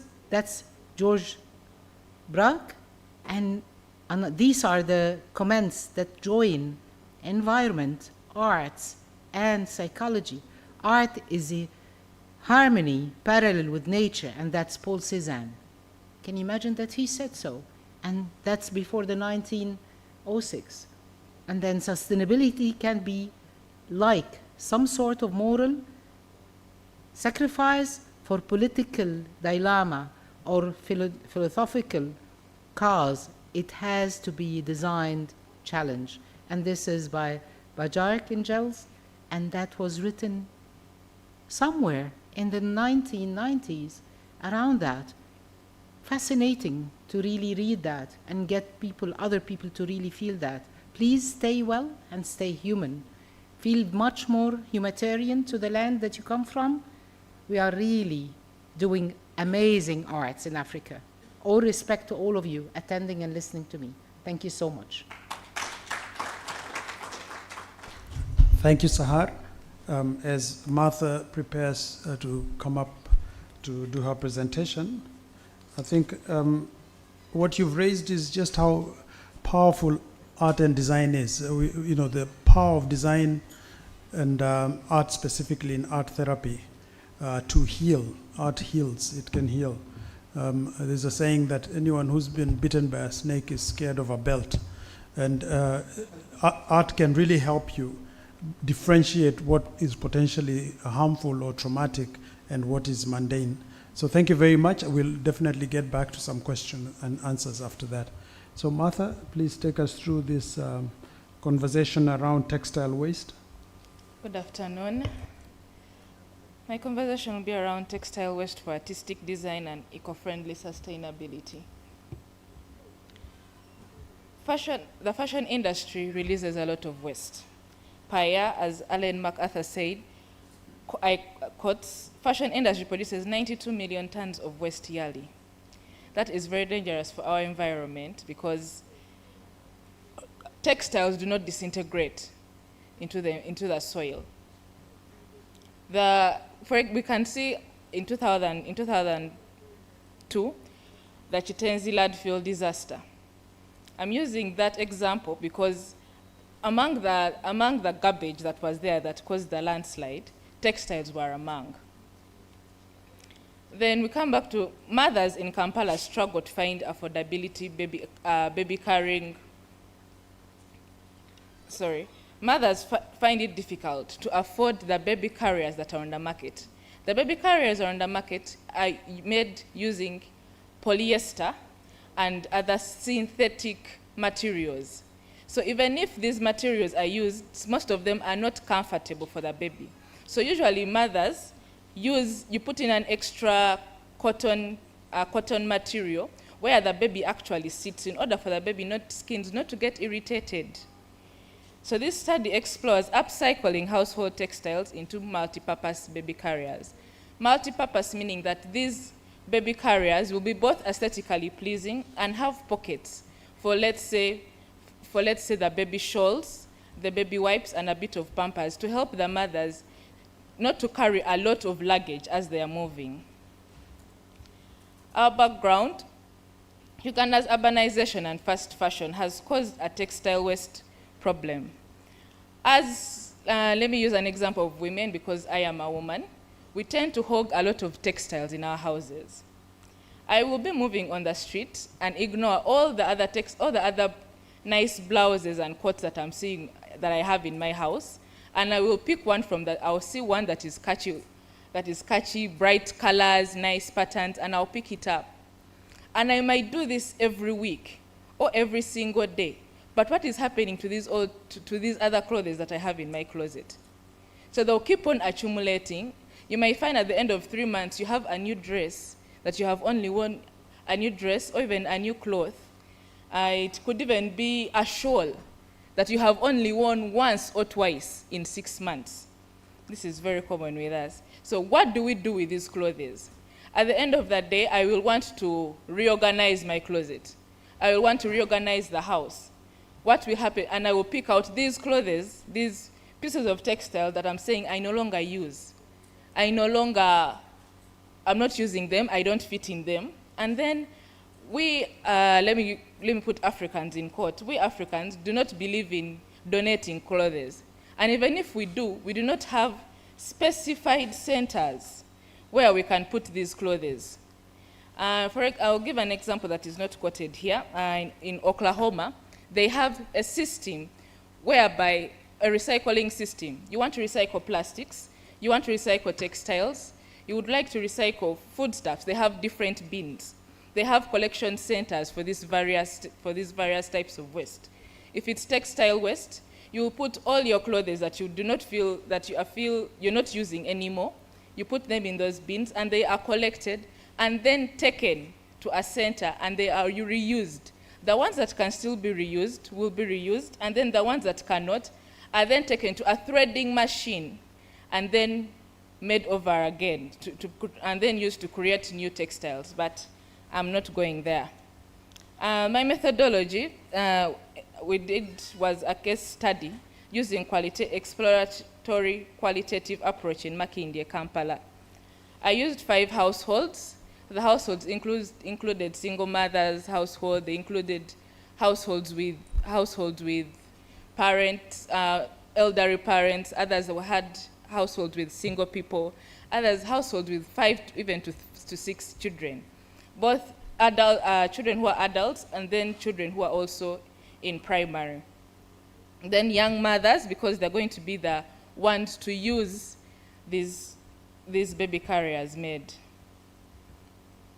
For the results, during the field work, the researcher realized that cotton and then materials, textiles that have a blend of cotton and polyester were best to use during the production of these baby carriers because they are friendly for the skin, for the baby's skin. They are more durable and they are also viable.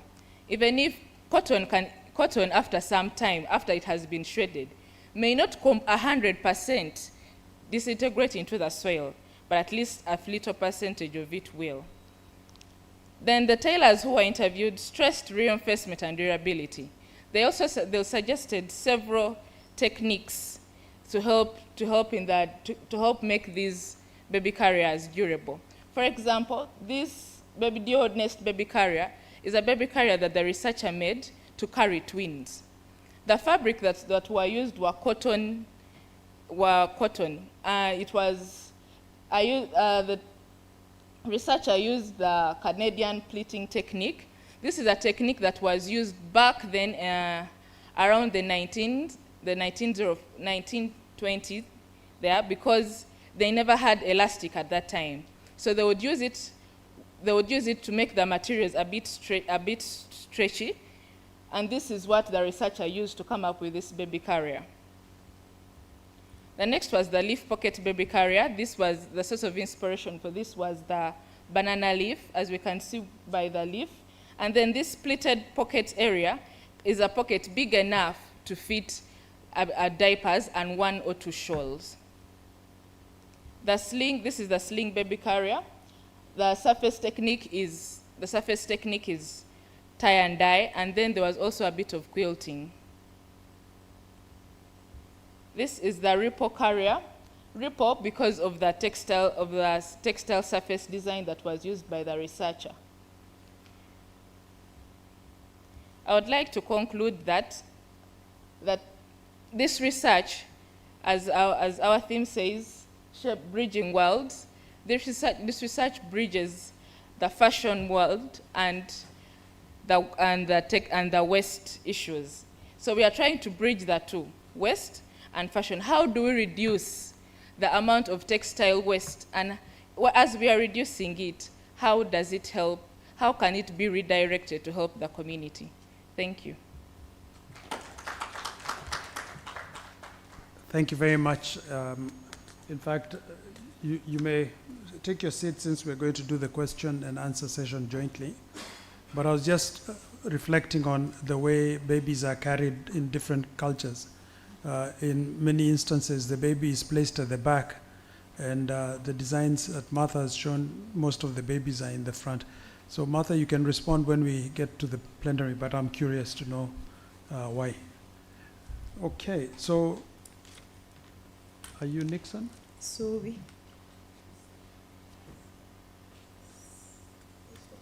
Esther Subi. Oh, Nixon is not? Okay, it's Nixon first. Sorry, I should have communicated. Esther should be the last one. Yeah, with Maureen and Professor Philip. That's the last presentation. Okay, so Nixon, you're the one to take us through, is the one on bamboo, yeah? Yeah, that's correct. Okay, I'm curious to hear about mountain gorillas and bamboo. Thank you so much. My name is Nixon Arinitwe, a master's finalist student. I'm looking at using bamboo for sculptural representations of mountain gorillas at Bwindi Impenetrable National Park. In recent decades, the search for sustainable materials has encouraged artists to reconsider that, and bamboo is one of them. Sustainable materials are those materials that are produced, used, and disposed of in such a way that limits the negative impacts on our environment and societies. They are often renewable, they are often recyclable, and they are non-toxic, and bamboo is one of them. And by using bamboo as a media for sculpture, so it gives us morale and it gives us a palette for sculptural explorations. So in the Ugandan context, bamboo has historically been used for domestic purposes, for construction. In the late 90s, we had a traditional ambulance made out of bamboo. Like 4 men would carry maybe a sick person using bamboo. And bamboo has been used for making construction, fences. So it has been underexplored in the field of fine art.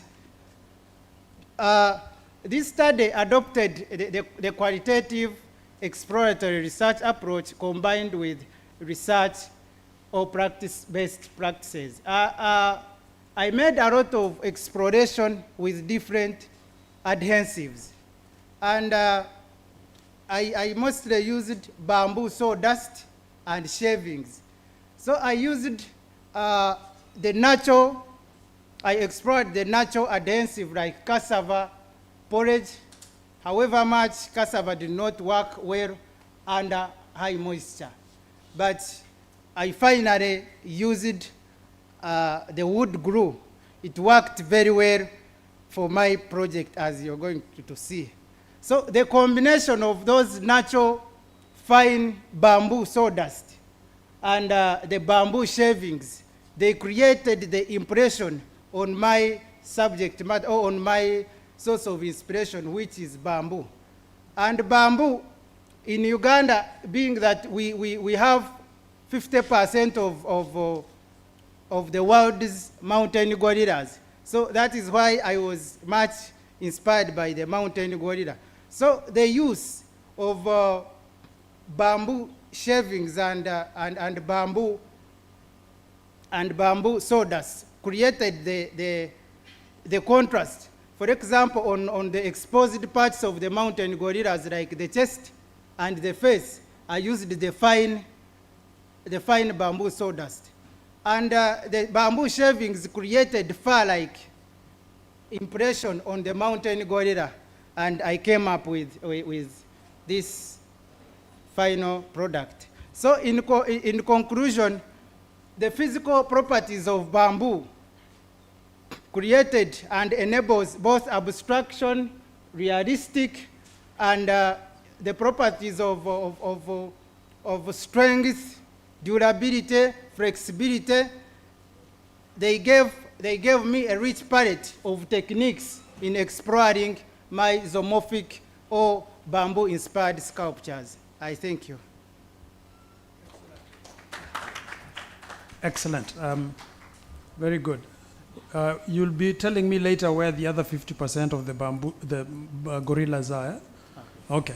Now, colleagues, we have two more presentations, and in both of them, Professor Philip is associated with them. So I'm going to ask Esther to return to the platform, take us through the presentation on the gap between design and commercialization, using textile design as the basis.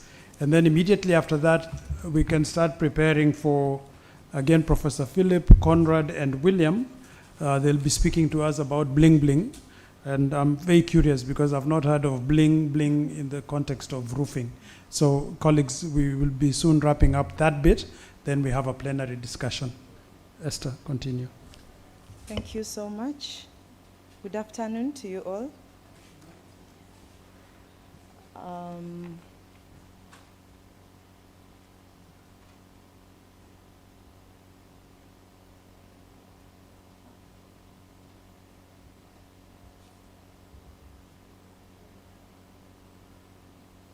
Yes, okay. I'm Subi Esther. I'm Subi Esther, a PhD student, and I'm a textile designer. Yes. No, he's moving it. Oh, okay. Yeah. I thought that you would have. No. Oh, sorry for that. I'm a textile designer, and my topic or title is Redressing the Design Commercialization Gap in Promoting University Students' Textile Designs for Impending International Value Chain. And this research was done from Kyambogo University. And can I move on? Okay. And beginning with textile design is simply the patterning of a plain fabric to make it more appealing. Okay, so my topic, as I talked about it earlier, is redressing the design commercialization gap in promoting university students' textile designs for impending international value chain here from the students of Kyambogo University. And the word redressing comes from the word dress.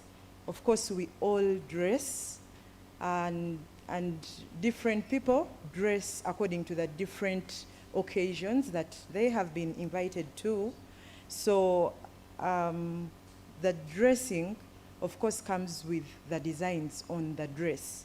Whether it is a gentleman that is dressing up in any pattern, we all dress up in the different ways according to our cultures. So with the introduction, as I was talking about textile design, this is simply the patterning of a fabric to make it more appealing. And the patterning of the fabrics come with the different techniques, whether the technique is from tie and dye, whether the technique is from batik, whether the technique is from printing. All these techniques need designs. All the techniques used in patterning of fabrics need designs.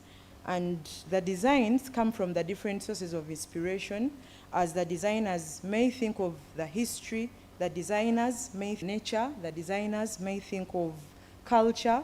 So the different designers come up with these designs for the textiles according to the nature around them. So international value chains are driving the textile industry more and more, and they require creative and profitable designs. As a result, the university students must close the gap between design concepts and the market readiness.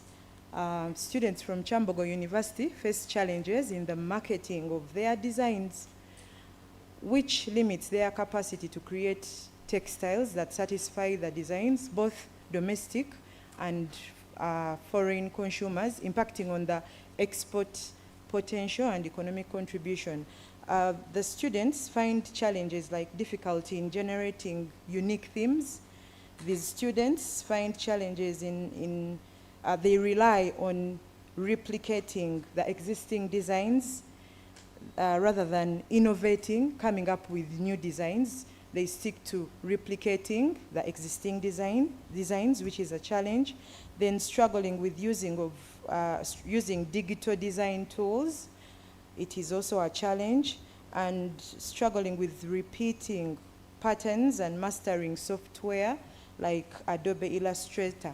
So this research explores strategies for improving Kyambogo University textile students' designs and connecting them to the global textile industry. Then with the background, of course, textile started from way back. Traditionally, any baby, before a baby is born, before a baby is born, the mother or the parent prepares a cloth, which cloth they would receive that baby in. Someone may prepare a patterned cloth, geometric patterns. Someone may prepare maybe a floral patterned cloth. It depends on the parent who is preparing for the newborn baby. So historically, before, there were shawls, different types of fabrics were used to receive babies, and today still different patterned types of fabrics are used.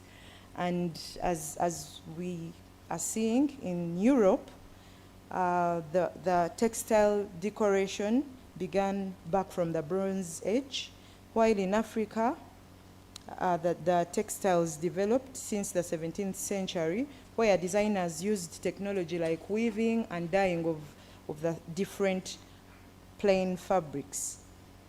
Then the university students struggled to match their product designs with market designs despite government investments in vocational textile education.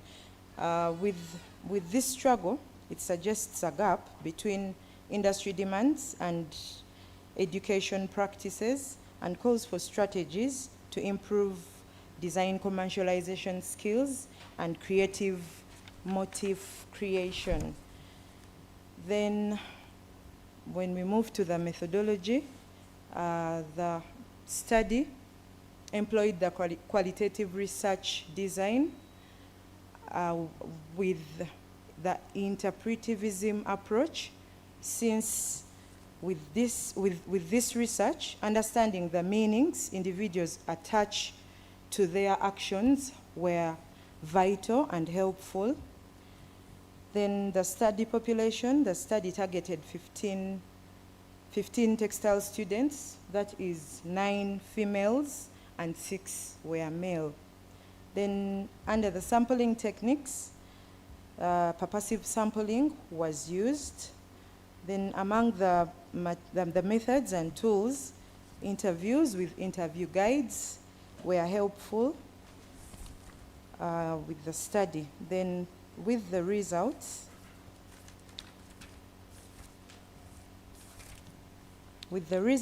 while the interaction between clothing and behavior greatly influences fashion choices, tracking client preferences is key. That is, the textile design, the textile students need to track client preferences as they are creating their designs, so that they are connected to the international or global level. So this leads to a creation of market-ready designs which are needed. Then textile students are unable to successfully combine indigenous Ugandan symbols with contemporary aesthetics due to high manufacturing costs, technology constraints, which affect their capacity to produce emotionally compelling motifs. This hinders the effective commercialization of designs in the textile sector. Then the commercial design learning process can be improved by implementing studio-based pedagogy, that is with design flexibility and computer-aided designs. This will allow transition and encourage creativity with digital platforms to enhance international competitiveness among the textile students.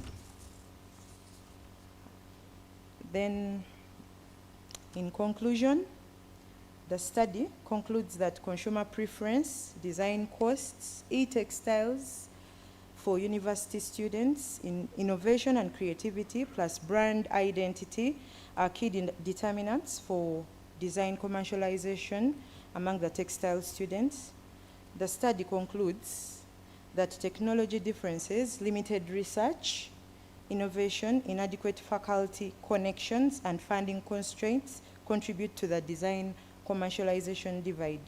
Additionally, addressing the technology differences, research limitations, skill gaps, and funding constraints are essential to bridge the design commercialization divide among the textile students of Kyambogo University. Thank you. Well done. I have to commend everyone for really managing their time. So we'll have the last presentation, and then we'll have adequate time to interrogate some of these issues that are emerging. Prof, are you the one presenting on behalf of the team? Okay, so we welcome Professor Philip Kwesije as he comes to speak to us about bling bling, and specifically its application to roofing. Thank you. Yes, good afternoon, everyone. I want you to take an imagination. You are standing on the opposite hill of a community, and you are facing the community across. What do you see? A lot of roofs, isn't it? So this is a research which has come as a result of first being aware that I'm a ceramist. Then the next partner, who is Conrad, is a young lecturer at Mkozi University, who is an architect. And the third one is Dr. William Kayamba, who is a senior lecturer at Kavala University in Western Uganda. We've published quite a lot with Dr. Kayamba. So the idea came to me that each time I looked across, I didn't see enough of my representation. Those would be clay tile roofs. So now I want you to put you in that picture so that you understand where I'm going to. Then when I came to Kyambogo, they gave me an office which overlooks a certain community. And that community has a certain pattern of roofs. Not even pattern, it has a certain standard of roofs. I will not mention it. Maybe one time I'll invite you to my office and you look at that pattern. Then also where I stay currently at my residence, I have this aura and I'm kind of encountered with this face of also a certain kind of roof. So the bling bling which we are talking about is about the roofing. I know some of my statements may sound a bit offensive, but when I was growing up, because we had moved from using the grass thatched to using iron sheets, the iron sheets were shiny. And indeed, they were a mirror, and they were a thing for everyone to have. So that, given that background, that's why I coined the word bling bling, which is not a coining. Bling bling already exists, and one of the areas is jewelry. So I look at the landscape as jewelry. So in Africa, historically we had grass thatched roofs, and they were really sustainable. Once they got old, you could be able to change them and reuse that thatch, either to mulch a garden or something like that, which was very friendly. So the bling bling thesis stems from the colonial orientation, where our local roofs were kind of interplayed with the new shiny iron sheets. So I use this stemming from the explanation about the use of term bling bling, which comes from the jewelry, but also a kind of luxurious lifestyle that rocked the world in the 1990s. What it means that originally there was real things being used, but people wanted to simulate themselves to look very rich, and that's how the bling bling came about. The background. I've talked about that kind of history, which was a kind of sparkle. In my village, you could see that roof sparkle. But what happened to those roofs when I see them today? And that's the idea we are talking about today. I will share with you some images of some of those roofs, which were way back a sparkle. So from that established narrative, I look at the African roof, which depended on how much we had, but also on the climate and the availability of those materials. These bling bling roofs, which I'm talking about, they are not our materials. We helped import them. So that means maybe not everyone can afford them. So the metal roof was quickly suggested and praised, being very popular, but also supportive, supposedly durable. And this is established by Rabbi Dadan in 1975. And so selecting the right roof was crucial. And when I asked you to look and think about the roof, there is also some aesthetics that we get when we look across our neighborhood. And I believe we get pleasure or displeasure or in between. Because at times there is a mix of bling bling and what I'm suggesting. Methodology. So I did some kind of archival, but it's kind of experiential but also experimental kind of methodology, because I've moved quite a lot. So I'm looking at almost at Uganda, but I couldn't satisfy myself. I somehow stumbled and found myself in Tanzania. And I found the same bling bling, which was no longer bling, but what I'm trying to prescribe for our roofs. So we had 3 sites: Uganda, Tanzania, and Rwanda. And Rwanda comes in because they have tried to use what I'm suggesting, the clay roofed tiles. Very local in terms of technology, but also very affordable. But again, as I moved, I got excited. And when I was in Norway, I looked across and I saw something. And there happened to be some houses which were built in 1800 and roofed with roof tiles. And they were still there.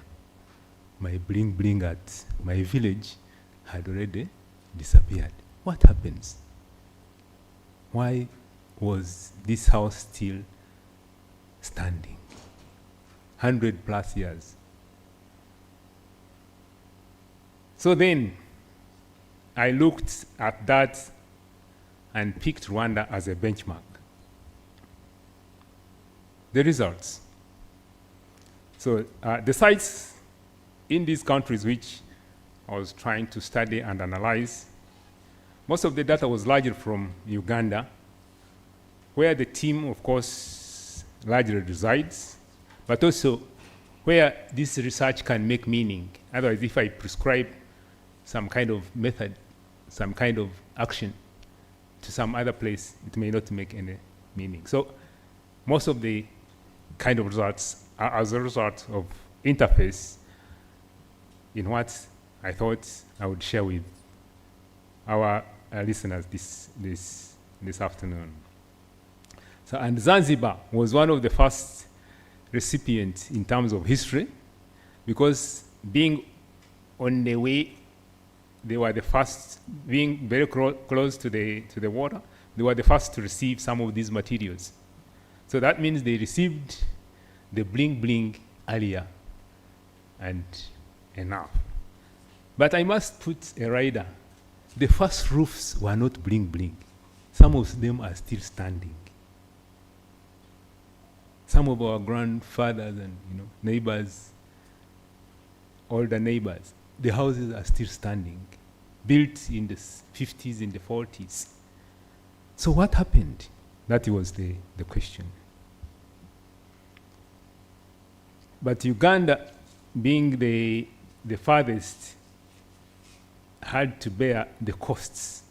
How do you first of all transport these iron sheet materials? What happens is that they bring rolls of iron and then come and press it here, and then it's said made in Uganda.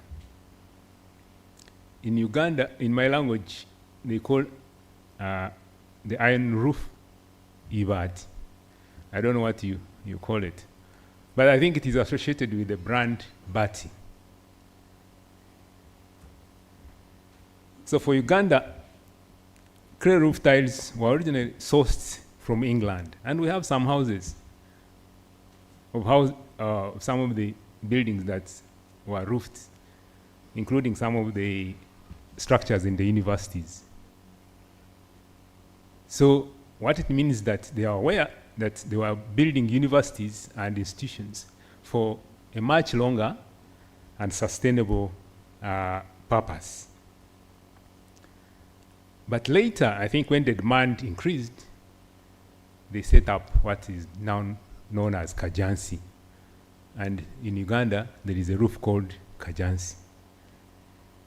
But ideally, what it means is that those roofs or those tiles are made from Uganda clays kajansi. And by 1970s, the demand for iron sheets increased. And that's when, in fact, there was an emergency of bling bling, especially in upcountry homes. And a good number of people could afford, but not many. I remember if you didn't have a bling bling roof, you went to your neighbor to put a pot so that you are able to get clean water. Because our traditional houses, you'd cook from the grass thatch house. So when it rained, it created water which almost looked like coffee. So the neighbors had to run to the bling bling roof and get that clean water. And it was an excitement. Today the bling bling has been elevated with color choices. And I think we have seen them, isn't it? So I'm not saving the bling bling. Even when it has been colored, it is still bling bling. The pictures. Now, on top, these are the houses built before the 70s. And on the top right, those are the houses. In the middle is the house built in the 70s, which was a bling bling. The house which at the end had a bling bling, but wind came and blew it off, according to the narrative. And then the owner put a colored bling, according to me. But for them, it's a beautiful thing. The lower one is my primary school. But you can see how shiny it was and how shiny it is now.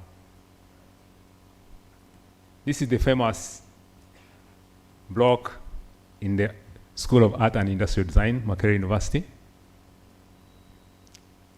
That material is what we should have been given. That's what we should be using to roof.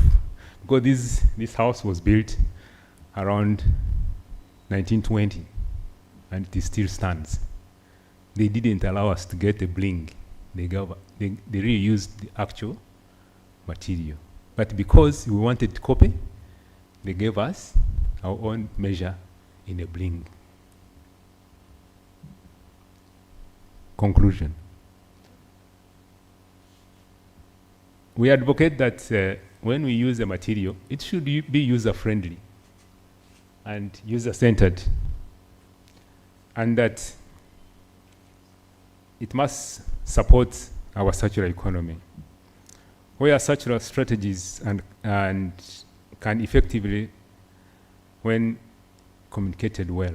So most of our buyers don't share that. They only see a product on the market and they go for that.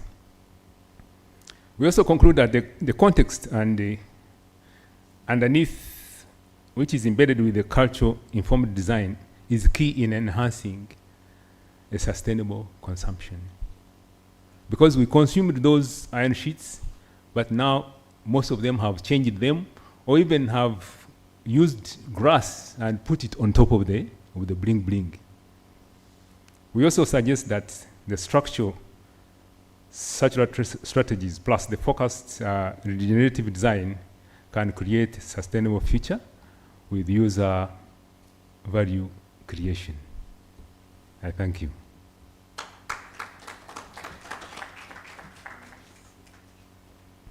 Thank you very much.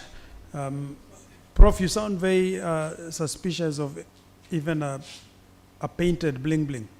It's still bling. So to you, a decorated donkey is still a donkey. Okay. So colleagues, we'll take a 5-minute health break as they set up in front here, and then I'll ask all the presenters to kindly sit in the front and start preparing your questions or comments so that we can engage and be done by about 5:15, which would be about 45 minutes of engagement, which I believe is sufficient time. Thank you. The UG Design Summit 2025 is a biennial The UG Design Summit 2025 is a biennial collaborative platform dedicated to advancing the visibility and impact of design in Uganda. This is the third edition of the conference, building on the foundations laid by the Kampala International Design Conference, which was first held in 2015. This year's summit is hosted by the School of Art and Industrial Design, Kyambogo University, in line with the university's guiding principle of knowledge and skills for service. The event reflects Kyambogo University's commitment to delivering quality education and equipping students with the competencies needed to contribute meaningfully to society.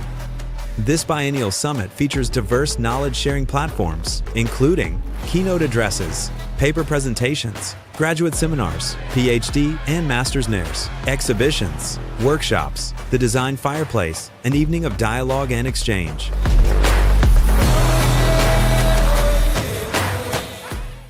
The UG Design Summit 2025 is a biennial collaborative platform dedicated to advancing the visibility and impact of design in Uganda. This is the third edition of the conference, building on the foundations laid by the Kampala International Design Conference, which was first held in 2015.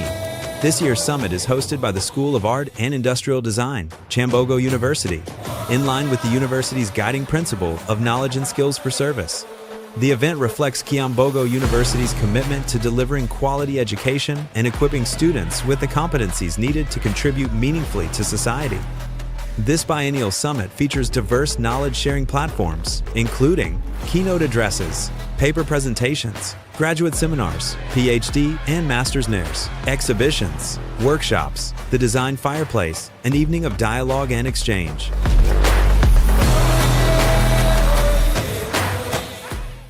The UG Design Summit 2025 is a biennial collaborative platform dedicated to advancing the visibility and impact of design in Uganda. This is the third edition of the conference, building on the foundations laid by the Kampala International Design Conference, which was first held in 2015.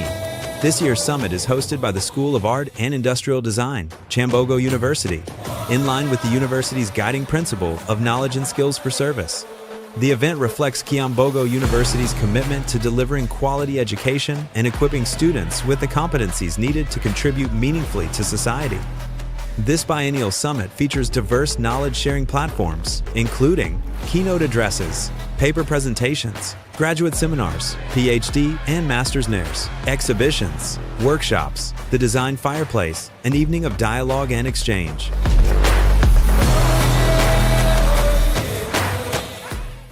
The UG Design Summit 2025 is a biennial collaborative platform dedicated to advancing the visibility and impact of design in Uganda. This is the third edition of the conference, building on the foundations laid by the Kampala International Design Conference, which was first held in 2015. This year's summit is hosted by the School of Art and Industrial Design, Kyambogo University, in line with the university's guiding principle of knowledge and skills for service. The event reflects Kyambogo University's commitment to delivering quality education and equipping students with the competencies needed to contribute meaningfully to society. This biennial summit features diverse knowledge-sharing platforms, including keynote addresses, paper presentations, graduate seminars, PhD and master's NAIRs, exhibitions, workshops, the design fireplace, an evening of dialogue and exchange.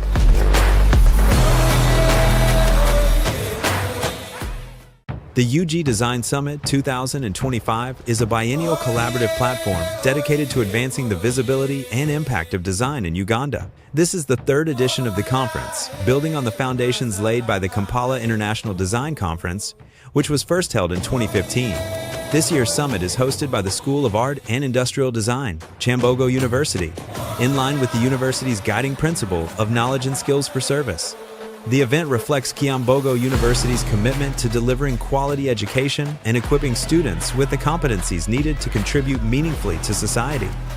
This biennial summit features diverse knowledge-sharing platforms, including keynote addresses, paper presentations, graduate seminars, PhD and master's NAIRs, exhibitions, workshops, the design fireplace, an evening of dialogue and exchange.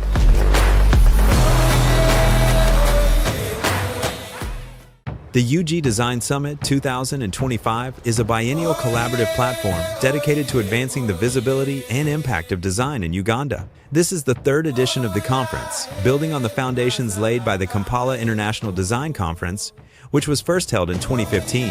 This year's summit is hosted by the School of Art and Industrial Design, Kyambogo University, in line with the university's guiding principle of knowledge and skills for service. The event reflects Kyambogo University's commitment to delivering quality education and equipping students with the competencies needed to contribute meaningfully to society. This biennial summit features diverse knowledge-sharing platforms, including keynote addresses, paper presentations, graduate seminars, PhD and master's NIRS, exhibitions, workshops, the design fireplace, an evening of dialogue and exchange.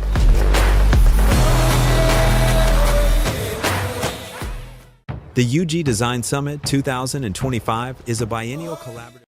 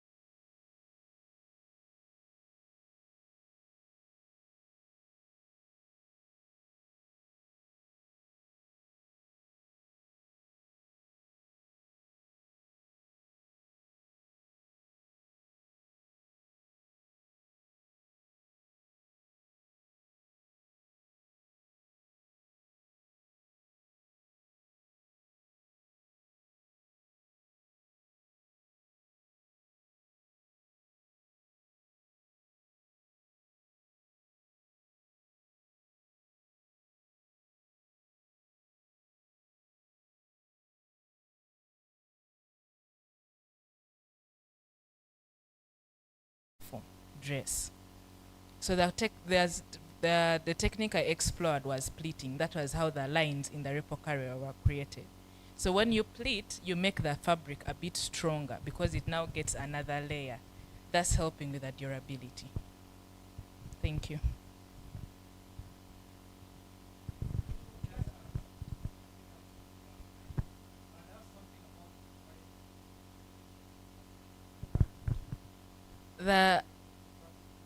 Based on my ethnographic research, when we are holding the baby in front, it's easier to monitor the baby. Is the baby crying? We find out the reason. Why is the baby crying? Instead of carrying the baby at the back, we'll have to turn the baby as we usually see babies when they are being carried. We call them, in my local language, we call them kasuka. When you're seeing the mother struggling with either the shawl or the chitengi that she used to wrap the baby, and she's turning the baby in a way that in case of any mistake, the baby could fall because she's turning them. But if this baby is at the front, we are able to easily monitor the baby. And it also helps with the bonding, the body-to-body warmth. That's why I decided to use the baby carriers we carry in front.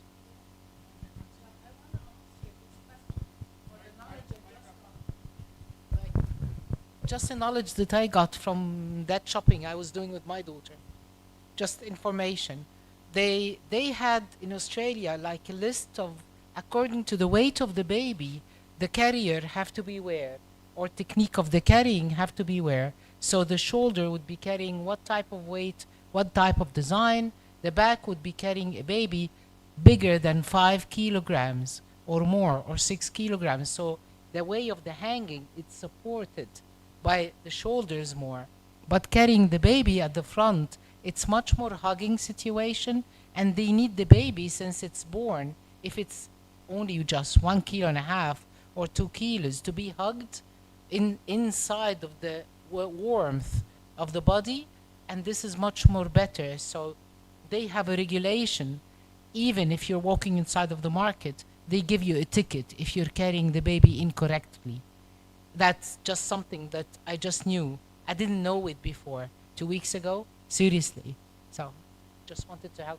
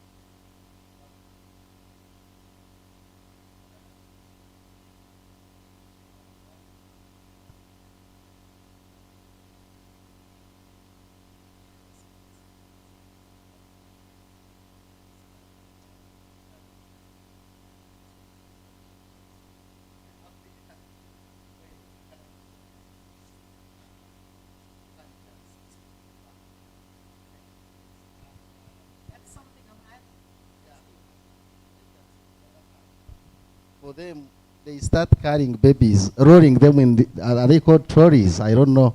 These ones they push. It's rare to find someone carrying a baby even from the front. And this was a cultural shock to find a very young kid being, rolled around. So we had a discussion, and some of the things you have mentioned came out, that there are certain standards. Okay, and one thing that was discussed is similar to what you say, that, for instance, putting the baby here is more to do with bonding. So I was happy also to hear that. More specifically, I had also a few reflections. Oh, yeah. Yeah. So, but, okay, the good thing, she's also got it. So, yeah.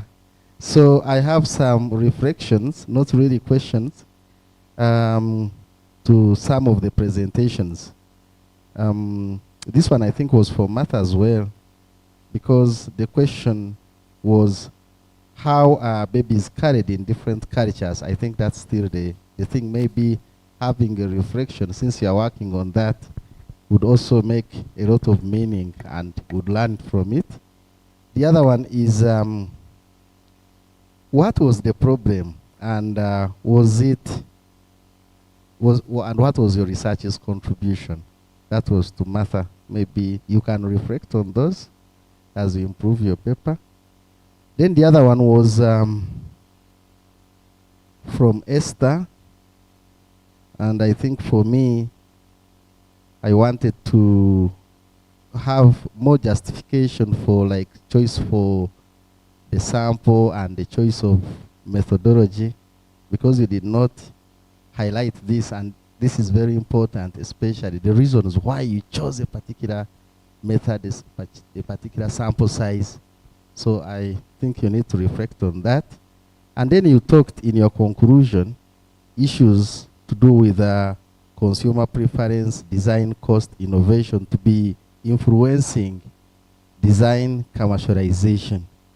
And why? Why are they the issues you think are influencing design commercialization?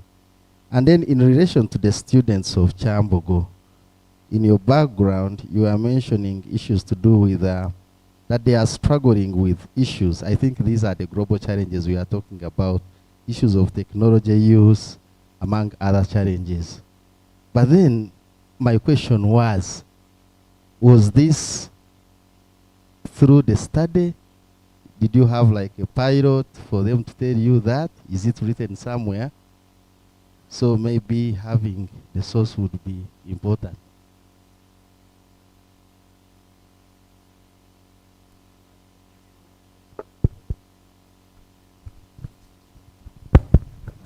Thank you. I think I appreciate all the presenters. And the topic we've been talking about, bridging the worlds, shaping sustainable future. I was listening to all of us, and I was wondering whether, and unknowingly, we are not also being trapped again into another wave of being relegated to a more lesser landscape than where. Because I was looking at the issue of the baby carrier. If we look at the African culture, how the baby was carried at the back, and I know in northern Uganda, the baby was carried at the back, and they had a calabash that is dissected in the middle, and the baby's head goes into the calabash to cover the baby as the mother continues doing work. But also we need to understand that the mother put the baby at the back and then would go on doing her own work. And you could peel, you could grind the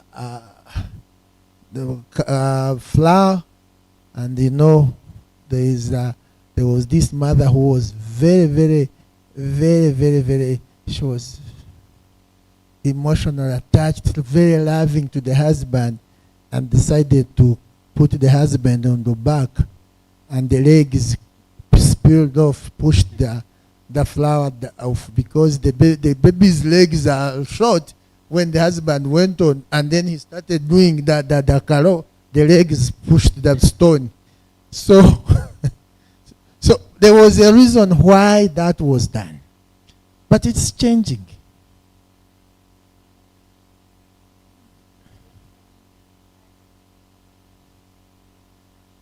Yeah, that's what I'm trying to come. So that one clearly shows there was a reason why the carrying was done, either the shoulder or at the back. And I think those who carried the kids on the back, they used it during winter also to create more warmth. So that whereas we carry at the back to create more aeration. So there are so different dimensions. But here we are going modernity, and you see our young girls here, they want to carry the babies in flood. If they are still carrying them anyway, because they don't want to carry them.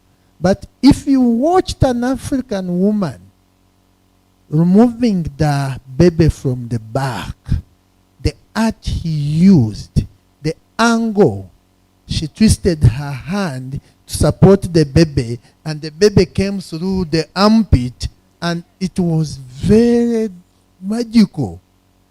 How many of the young people can do it now?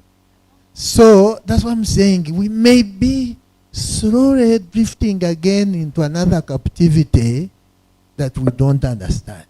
I think that's why we need to rediscover ourselves, start writing our story, and finding out why it was done the way it was done, and we don't simply adopt things or adapt things that we don't know.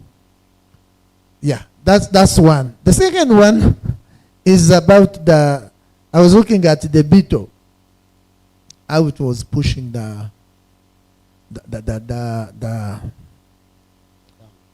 dung.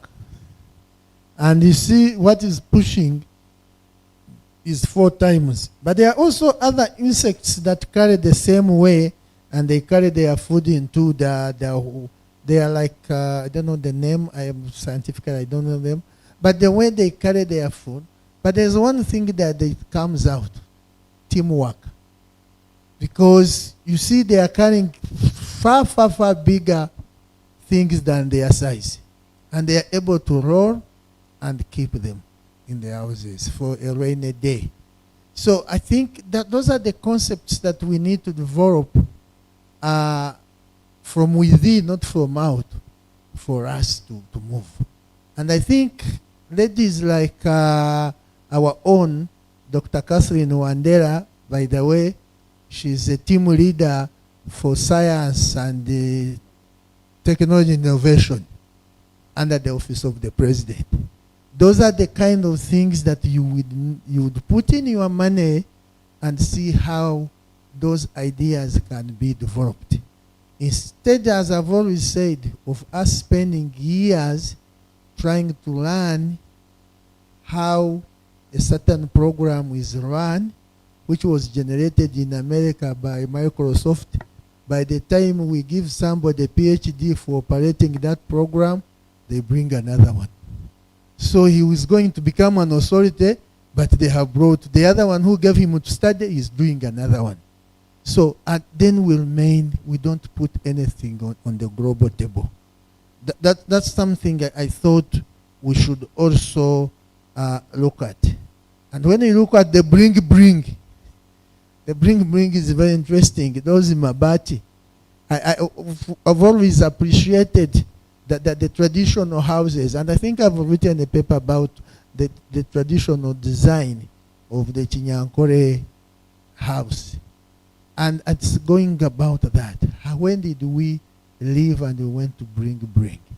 Because I remember the story is that when the Indian brought iron sheets in the Butambara here, and the Africans refused to buy the iron sheets, because by then they did not have the money.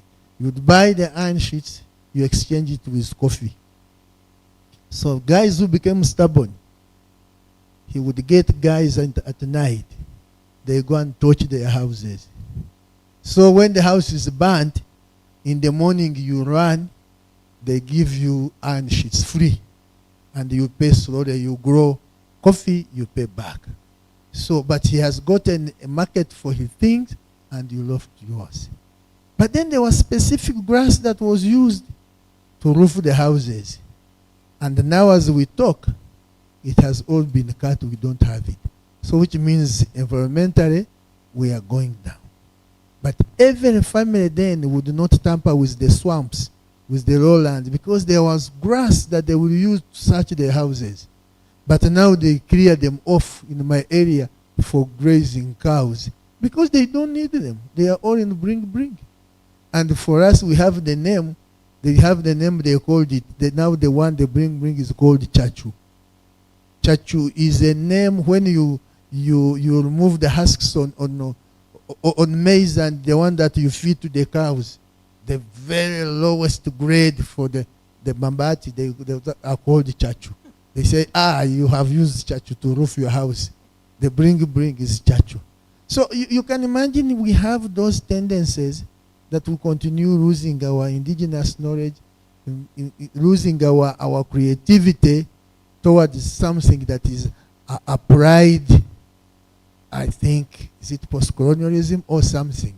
We need to discover ourselves, and we try to take our world afloat. Thank you. Proceed. Oh, thank you. One issue of baby carrier, I want to throw some light based on our culture. I had been doing so many years ago, I had to interact with my late grannies about that issue. And they narrated a story why they carry babies at the back. Especially, they used to emphasize more with ladies, girl child. Why? Because maybe those yesteryears, they used to lose a lot of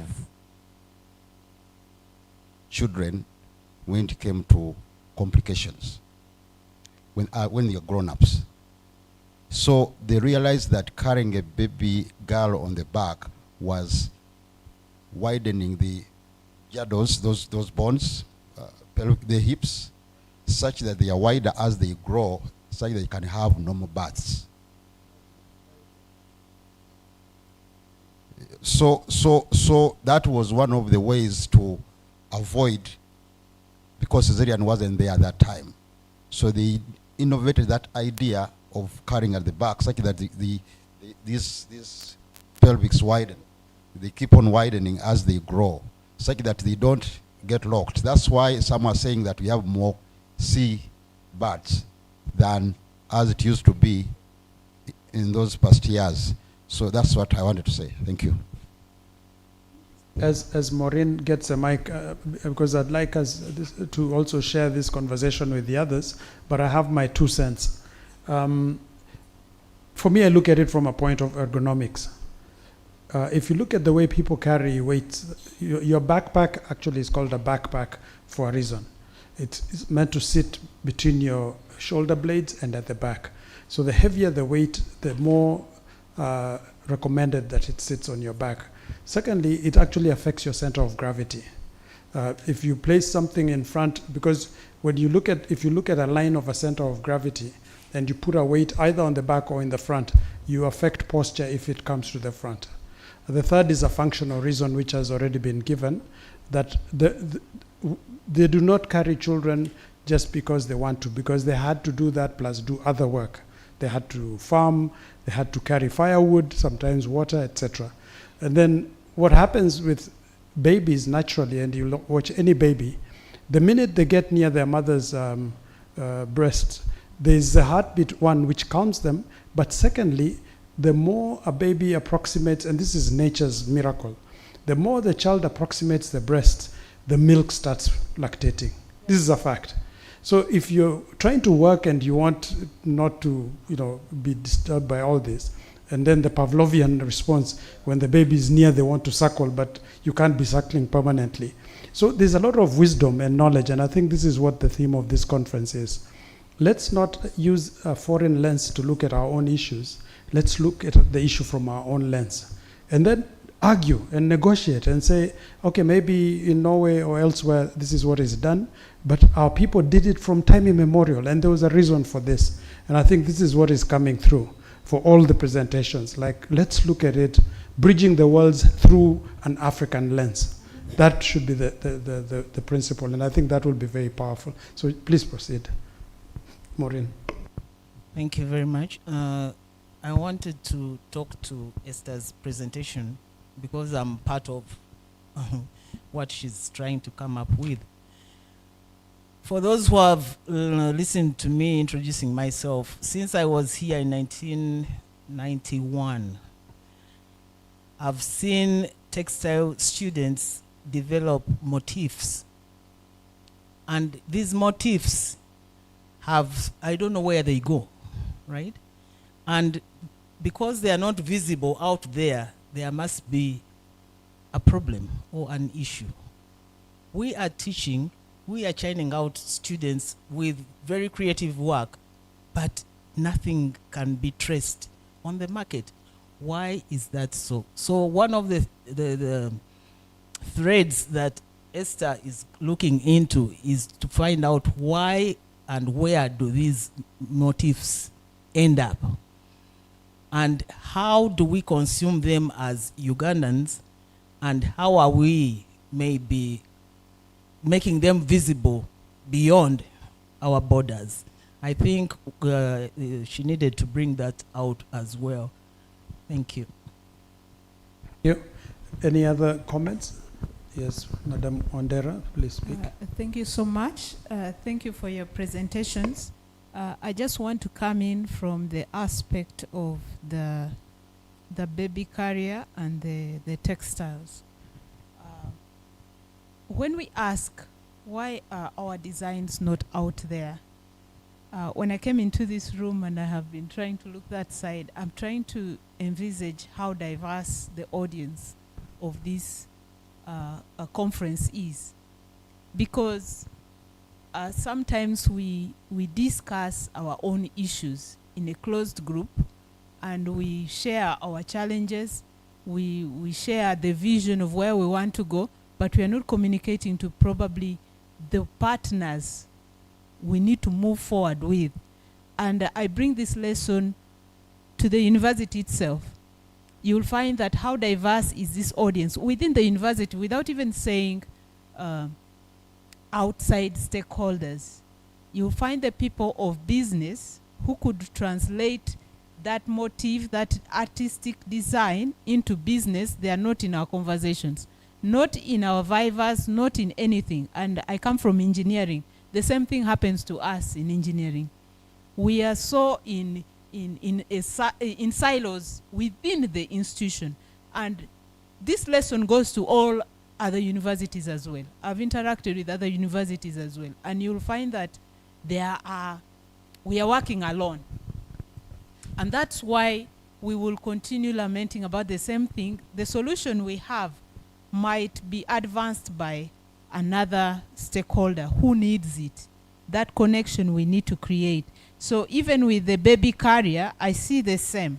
Now, when a certain design is going to be made popular, you must make it known to the people, potential users and potential buyers. Actually, we need to move away from just user to buyers, because customers play different roles. There is buying, where it should be attractive to the person to identify it and say, this is what I should take, this is what I should pay for. Then the role of paying. Can we also speak to the role of paying and the role of using, now wearing it, carrying the baby with it, and so forth. We have to speak to these three roles to have the product out there. Now, when we talk about which design is better, I can't say this one is better when it's not even available. Access, availability. Many times we make our beautiful design at the university, we do it performs very well. We publish a paper about it, we go to a community, we test it, but it ends there. How do we now build it into something that will become an industrial product? How do we build our designs to become real industrial designs, that you walk into a house and the other house and the other house and you see a similar product? So when it reaches there, that's when we can be able to now authoritatively say that this is better for this. And that's when even we will promote this one that speaks to our culture over the other. Okay? Because we cannot, without an experience, we cannot use it. And that's where we fail most of the time. We think that people are attracted to foreign designs, but the local ones have not been available. And the reasons they are not available are many, and they are real. And for instance, we've not built the value chain. Even if you start making, it's very expensive.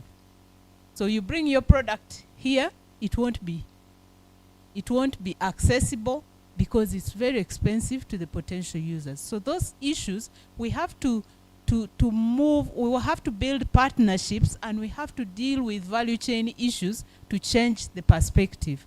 Thank you.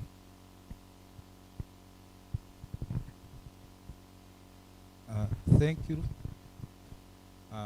I appreciate all of you for the ideations you've given. I have about 2 to 3 points to make. One of them, firstly, is about the selling of our designs. I'm a product of Kyambogo University from undergraduate, and I happen to make those designs myself. I'm a textile designer. But what happens is, I can call it civilization. We have all moved into running for money. Everyone wants to run for money. And these designs, we study them, yes, and we would like to produce them. But as you move out of the university, you want to earn something. And I'm now an educator. I've been dealing with textile students. So I asked them, we are talking about pricing and estimating of the costs. So I asked the students, how much would you charge? We looked at the material, then we went to labor. So I found out that designers most of the times want more money because it's what we're all looking for. And their labor is kind of expensive than all of the other things combined together. You ask someone, if you would charge me for a dress, how much would you charge me? They were giving me answers of, a material is a meat is at 6,000. They calculate all other costs. But then when it came to labor, she told me 50,000 shillings. And I was like, 50,000 shillings, yes. Then how much do you think an already made product elsewhere is? She said, it's cheaper. I told her, if you go to the market, there are dresses of 10,000, okay? Then yours, just the labor cost is 50,000 shillings. Those are 5 dresses alone. So selling these designs is not only the product out. No, people want to earn first than selling what they have. They want to first get something into their pockets, then sell what they have in their heads. Then on the point of baby carriers, even right now, if you go deep down in the villages, there is a mother out there carrying her baby on the back. But due to civilization, when we come to the city, we go with what is trending.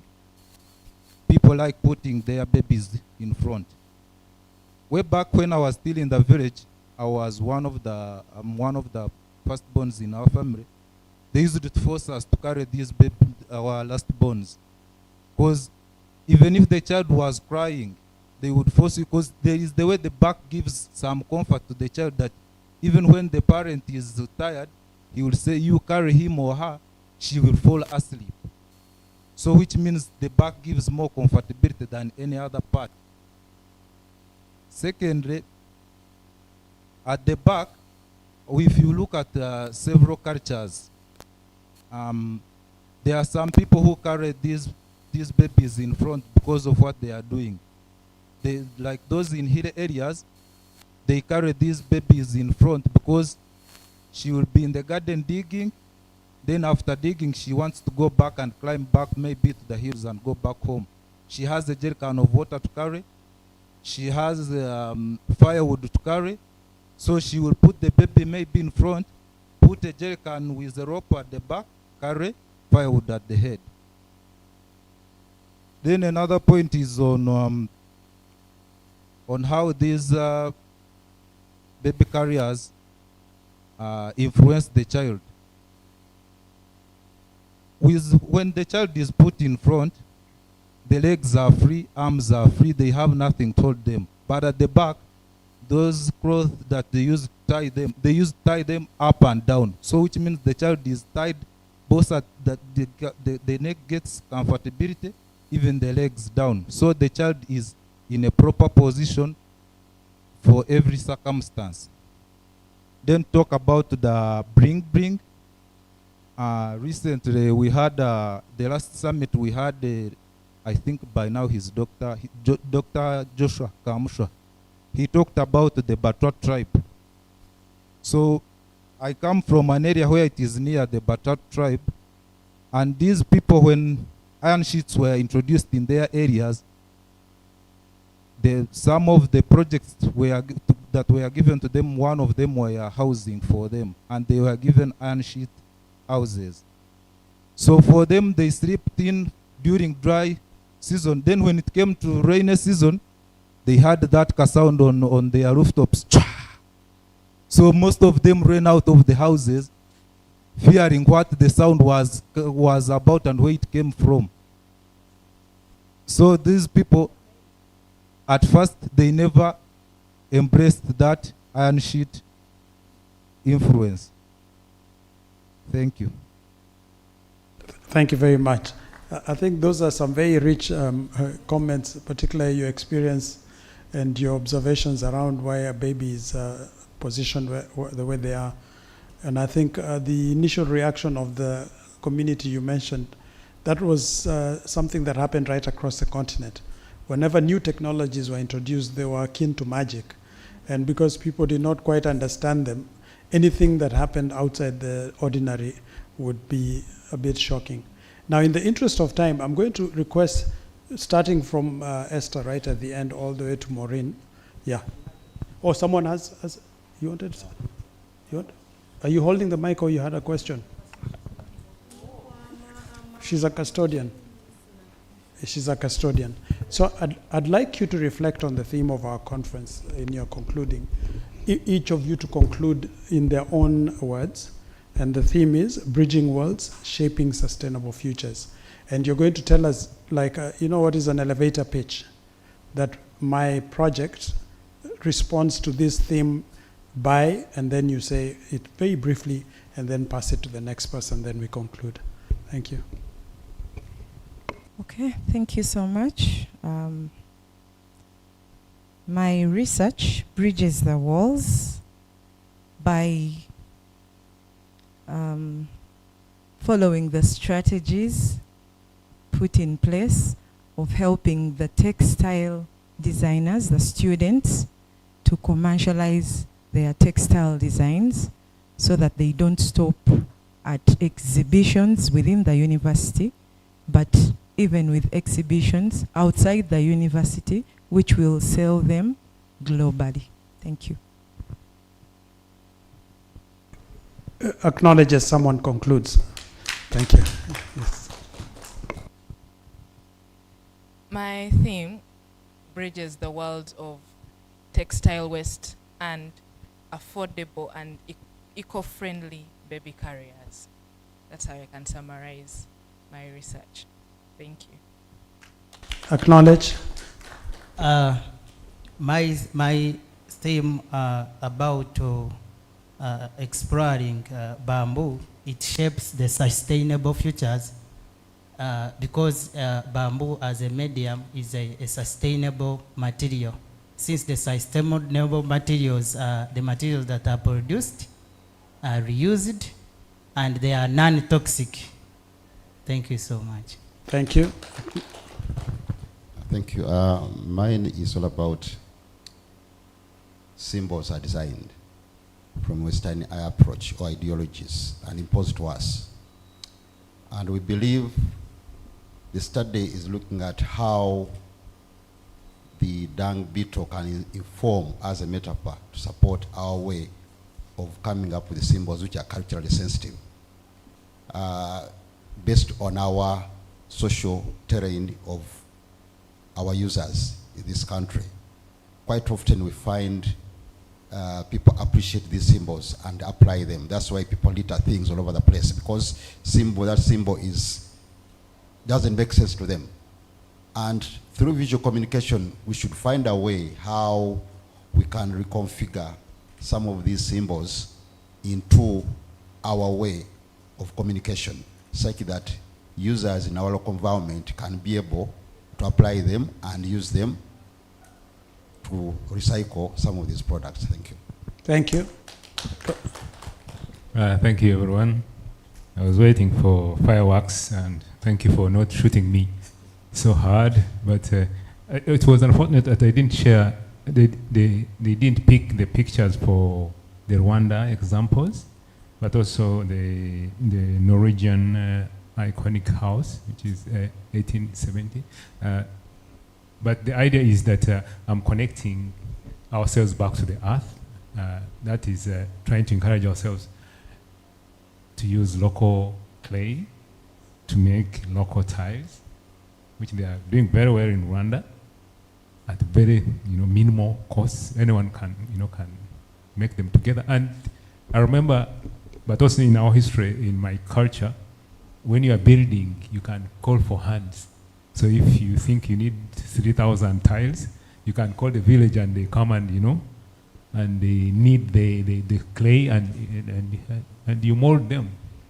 So those are some of the things that I thought I would share, so that we don't think that all that glitters is gold.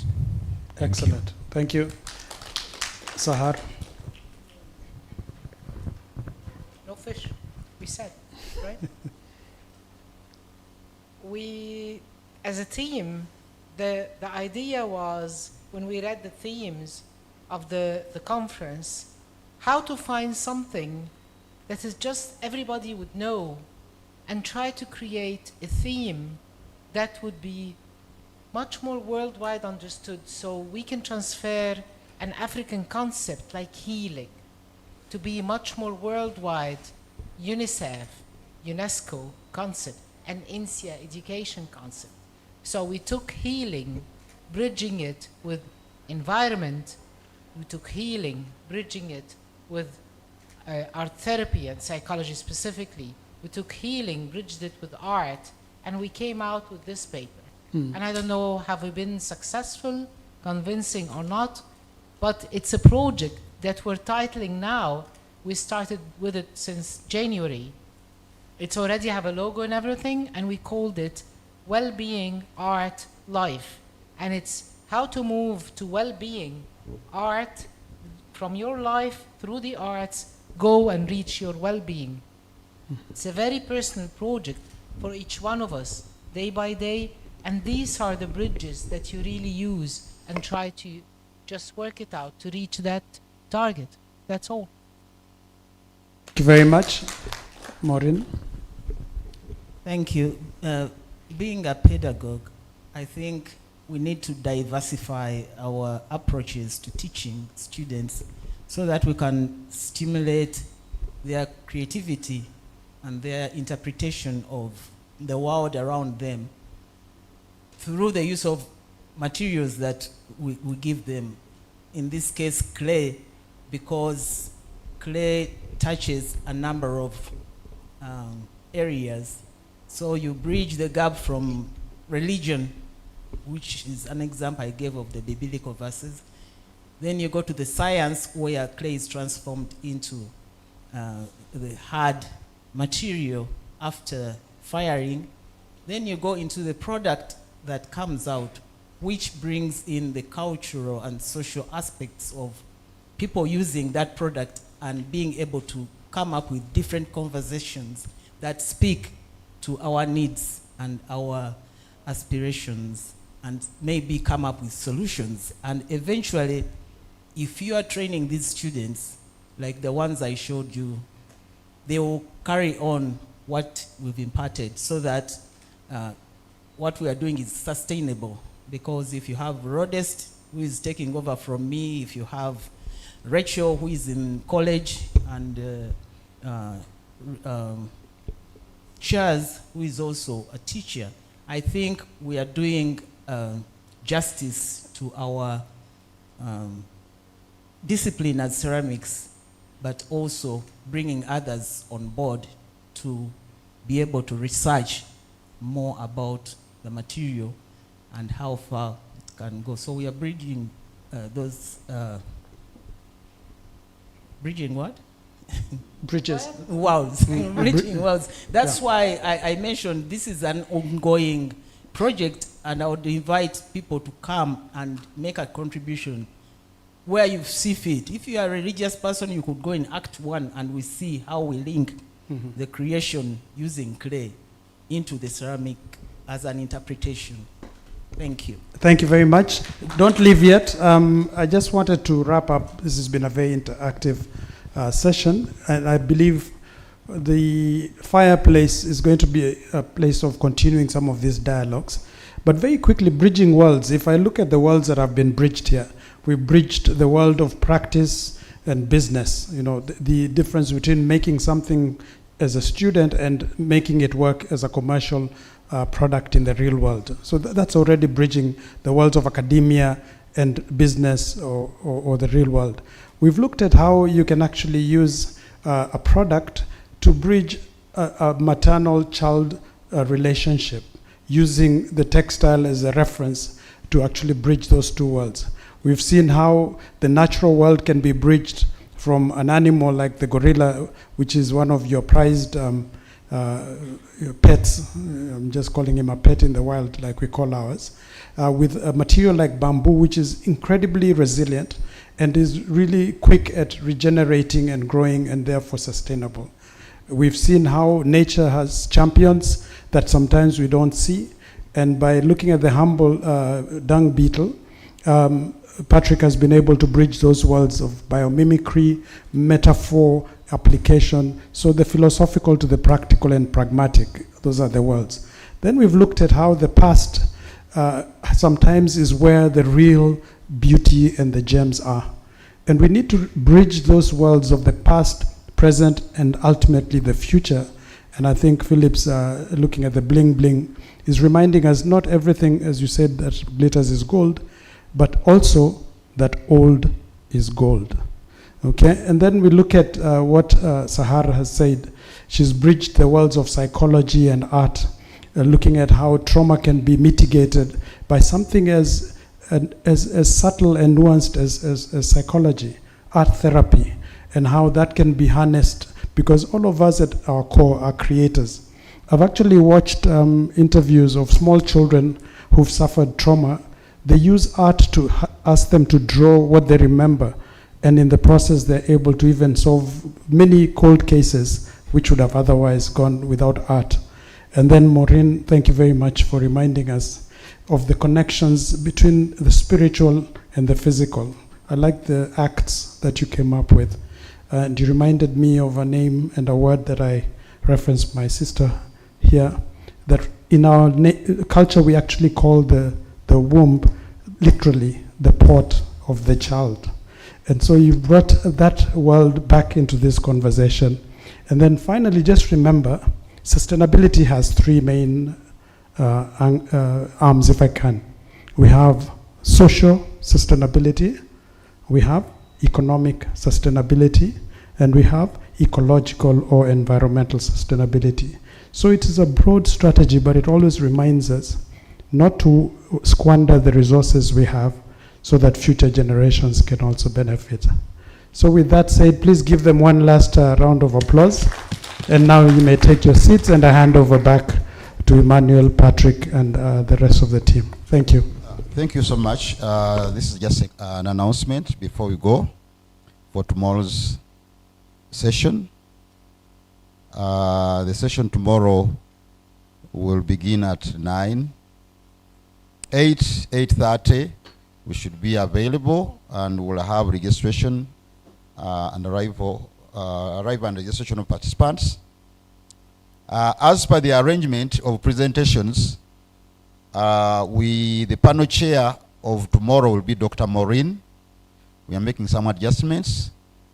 Dr. Maureen will be the panel chair. And the first presenter will be Dr. Joan Kechimuli. She will be the first presenter, followed by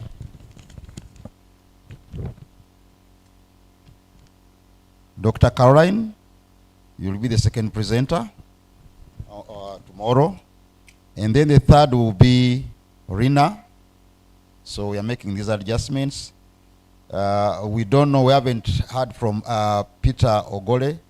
He's supposed to be the fourth presenter, but if we don't get, then we'll adjust, because we know those who are around, we'll just shift them up. So be ready. That means that Kote will be among them, and then in the afternoon we'll have 4 presentations, and then we call it, we end our conference. So that is how it's going to be in terms of panel paper presentations. Thank you so much. Thank you for being with us. We truly, thank you so much. We truly appreciate your presence. We don't take it lightly.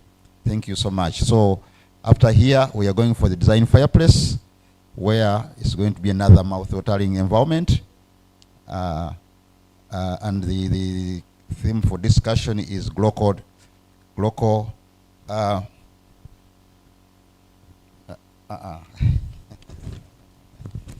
So be prepared, go and read about it, because it's going to be part of the discussion. And members, global design, tailoring global innovations, local context. That is what we are going to focus on tonight. And we will also look at biomimicry as another aspect of our discussion. We are going to have fashion, food and entertainment, staff traditional culture wear, entertainment, session wrap-up, and departure at leisure. So program is tight, and I hope from here we are moving to the design center, where we're going to have this rendezvous or interactivity. Thank you so much. Thank you for turning up. Wish you a lovely evening.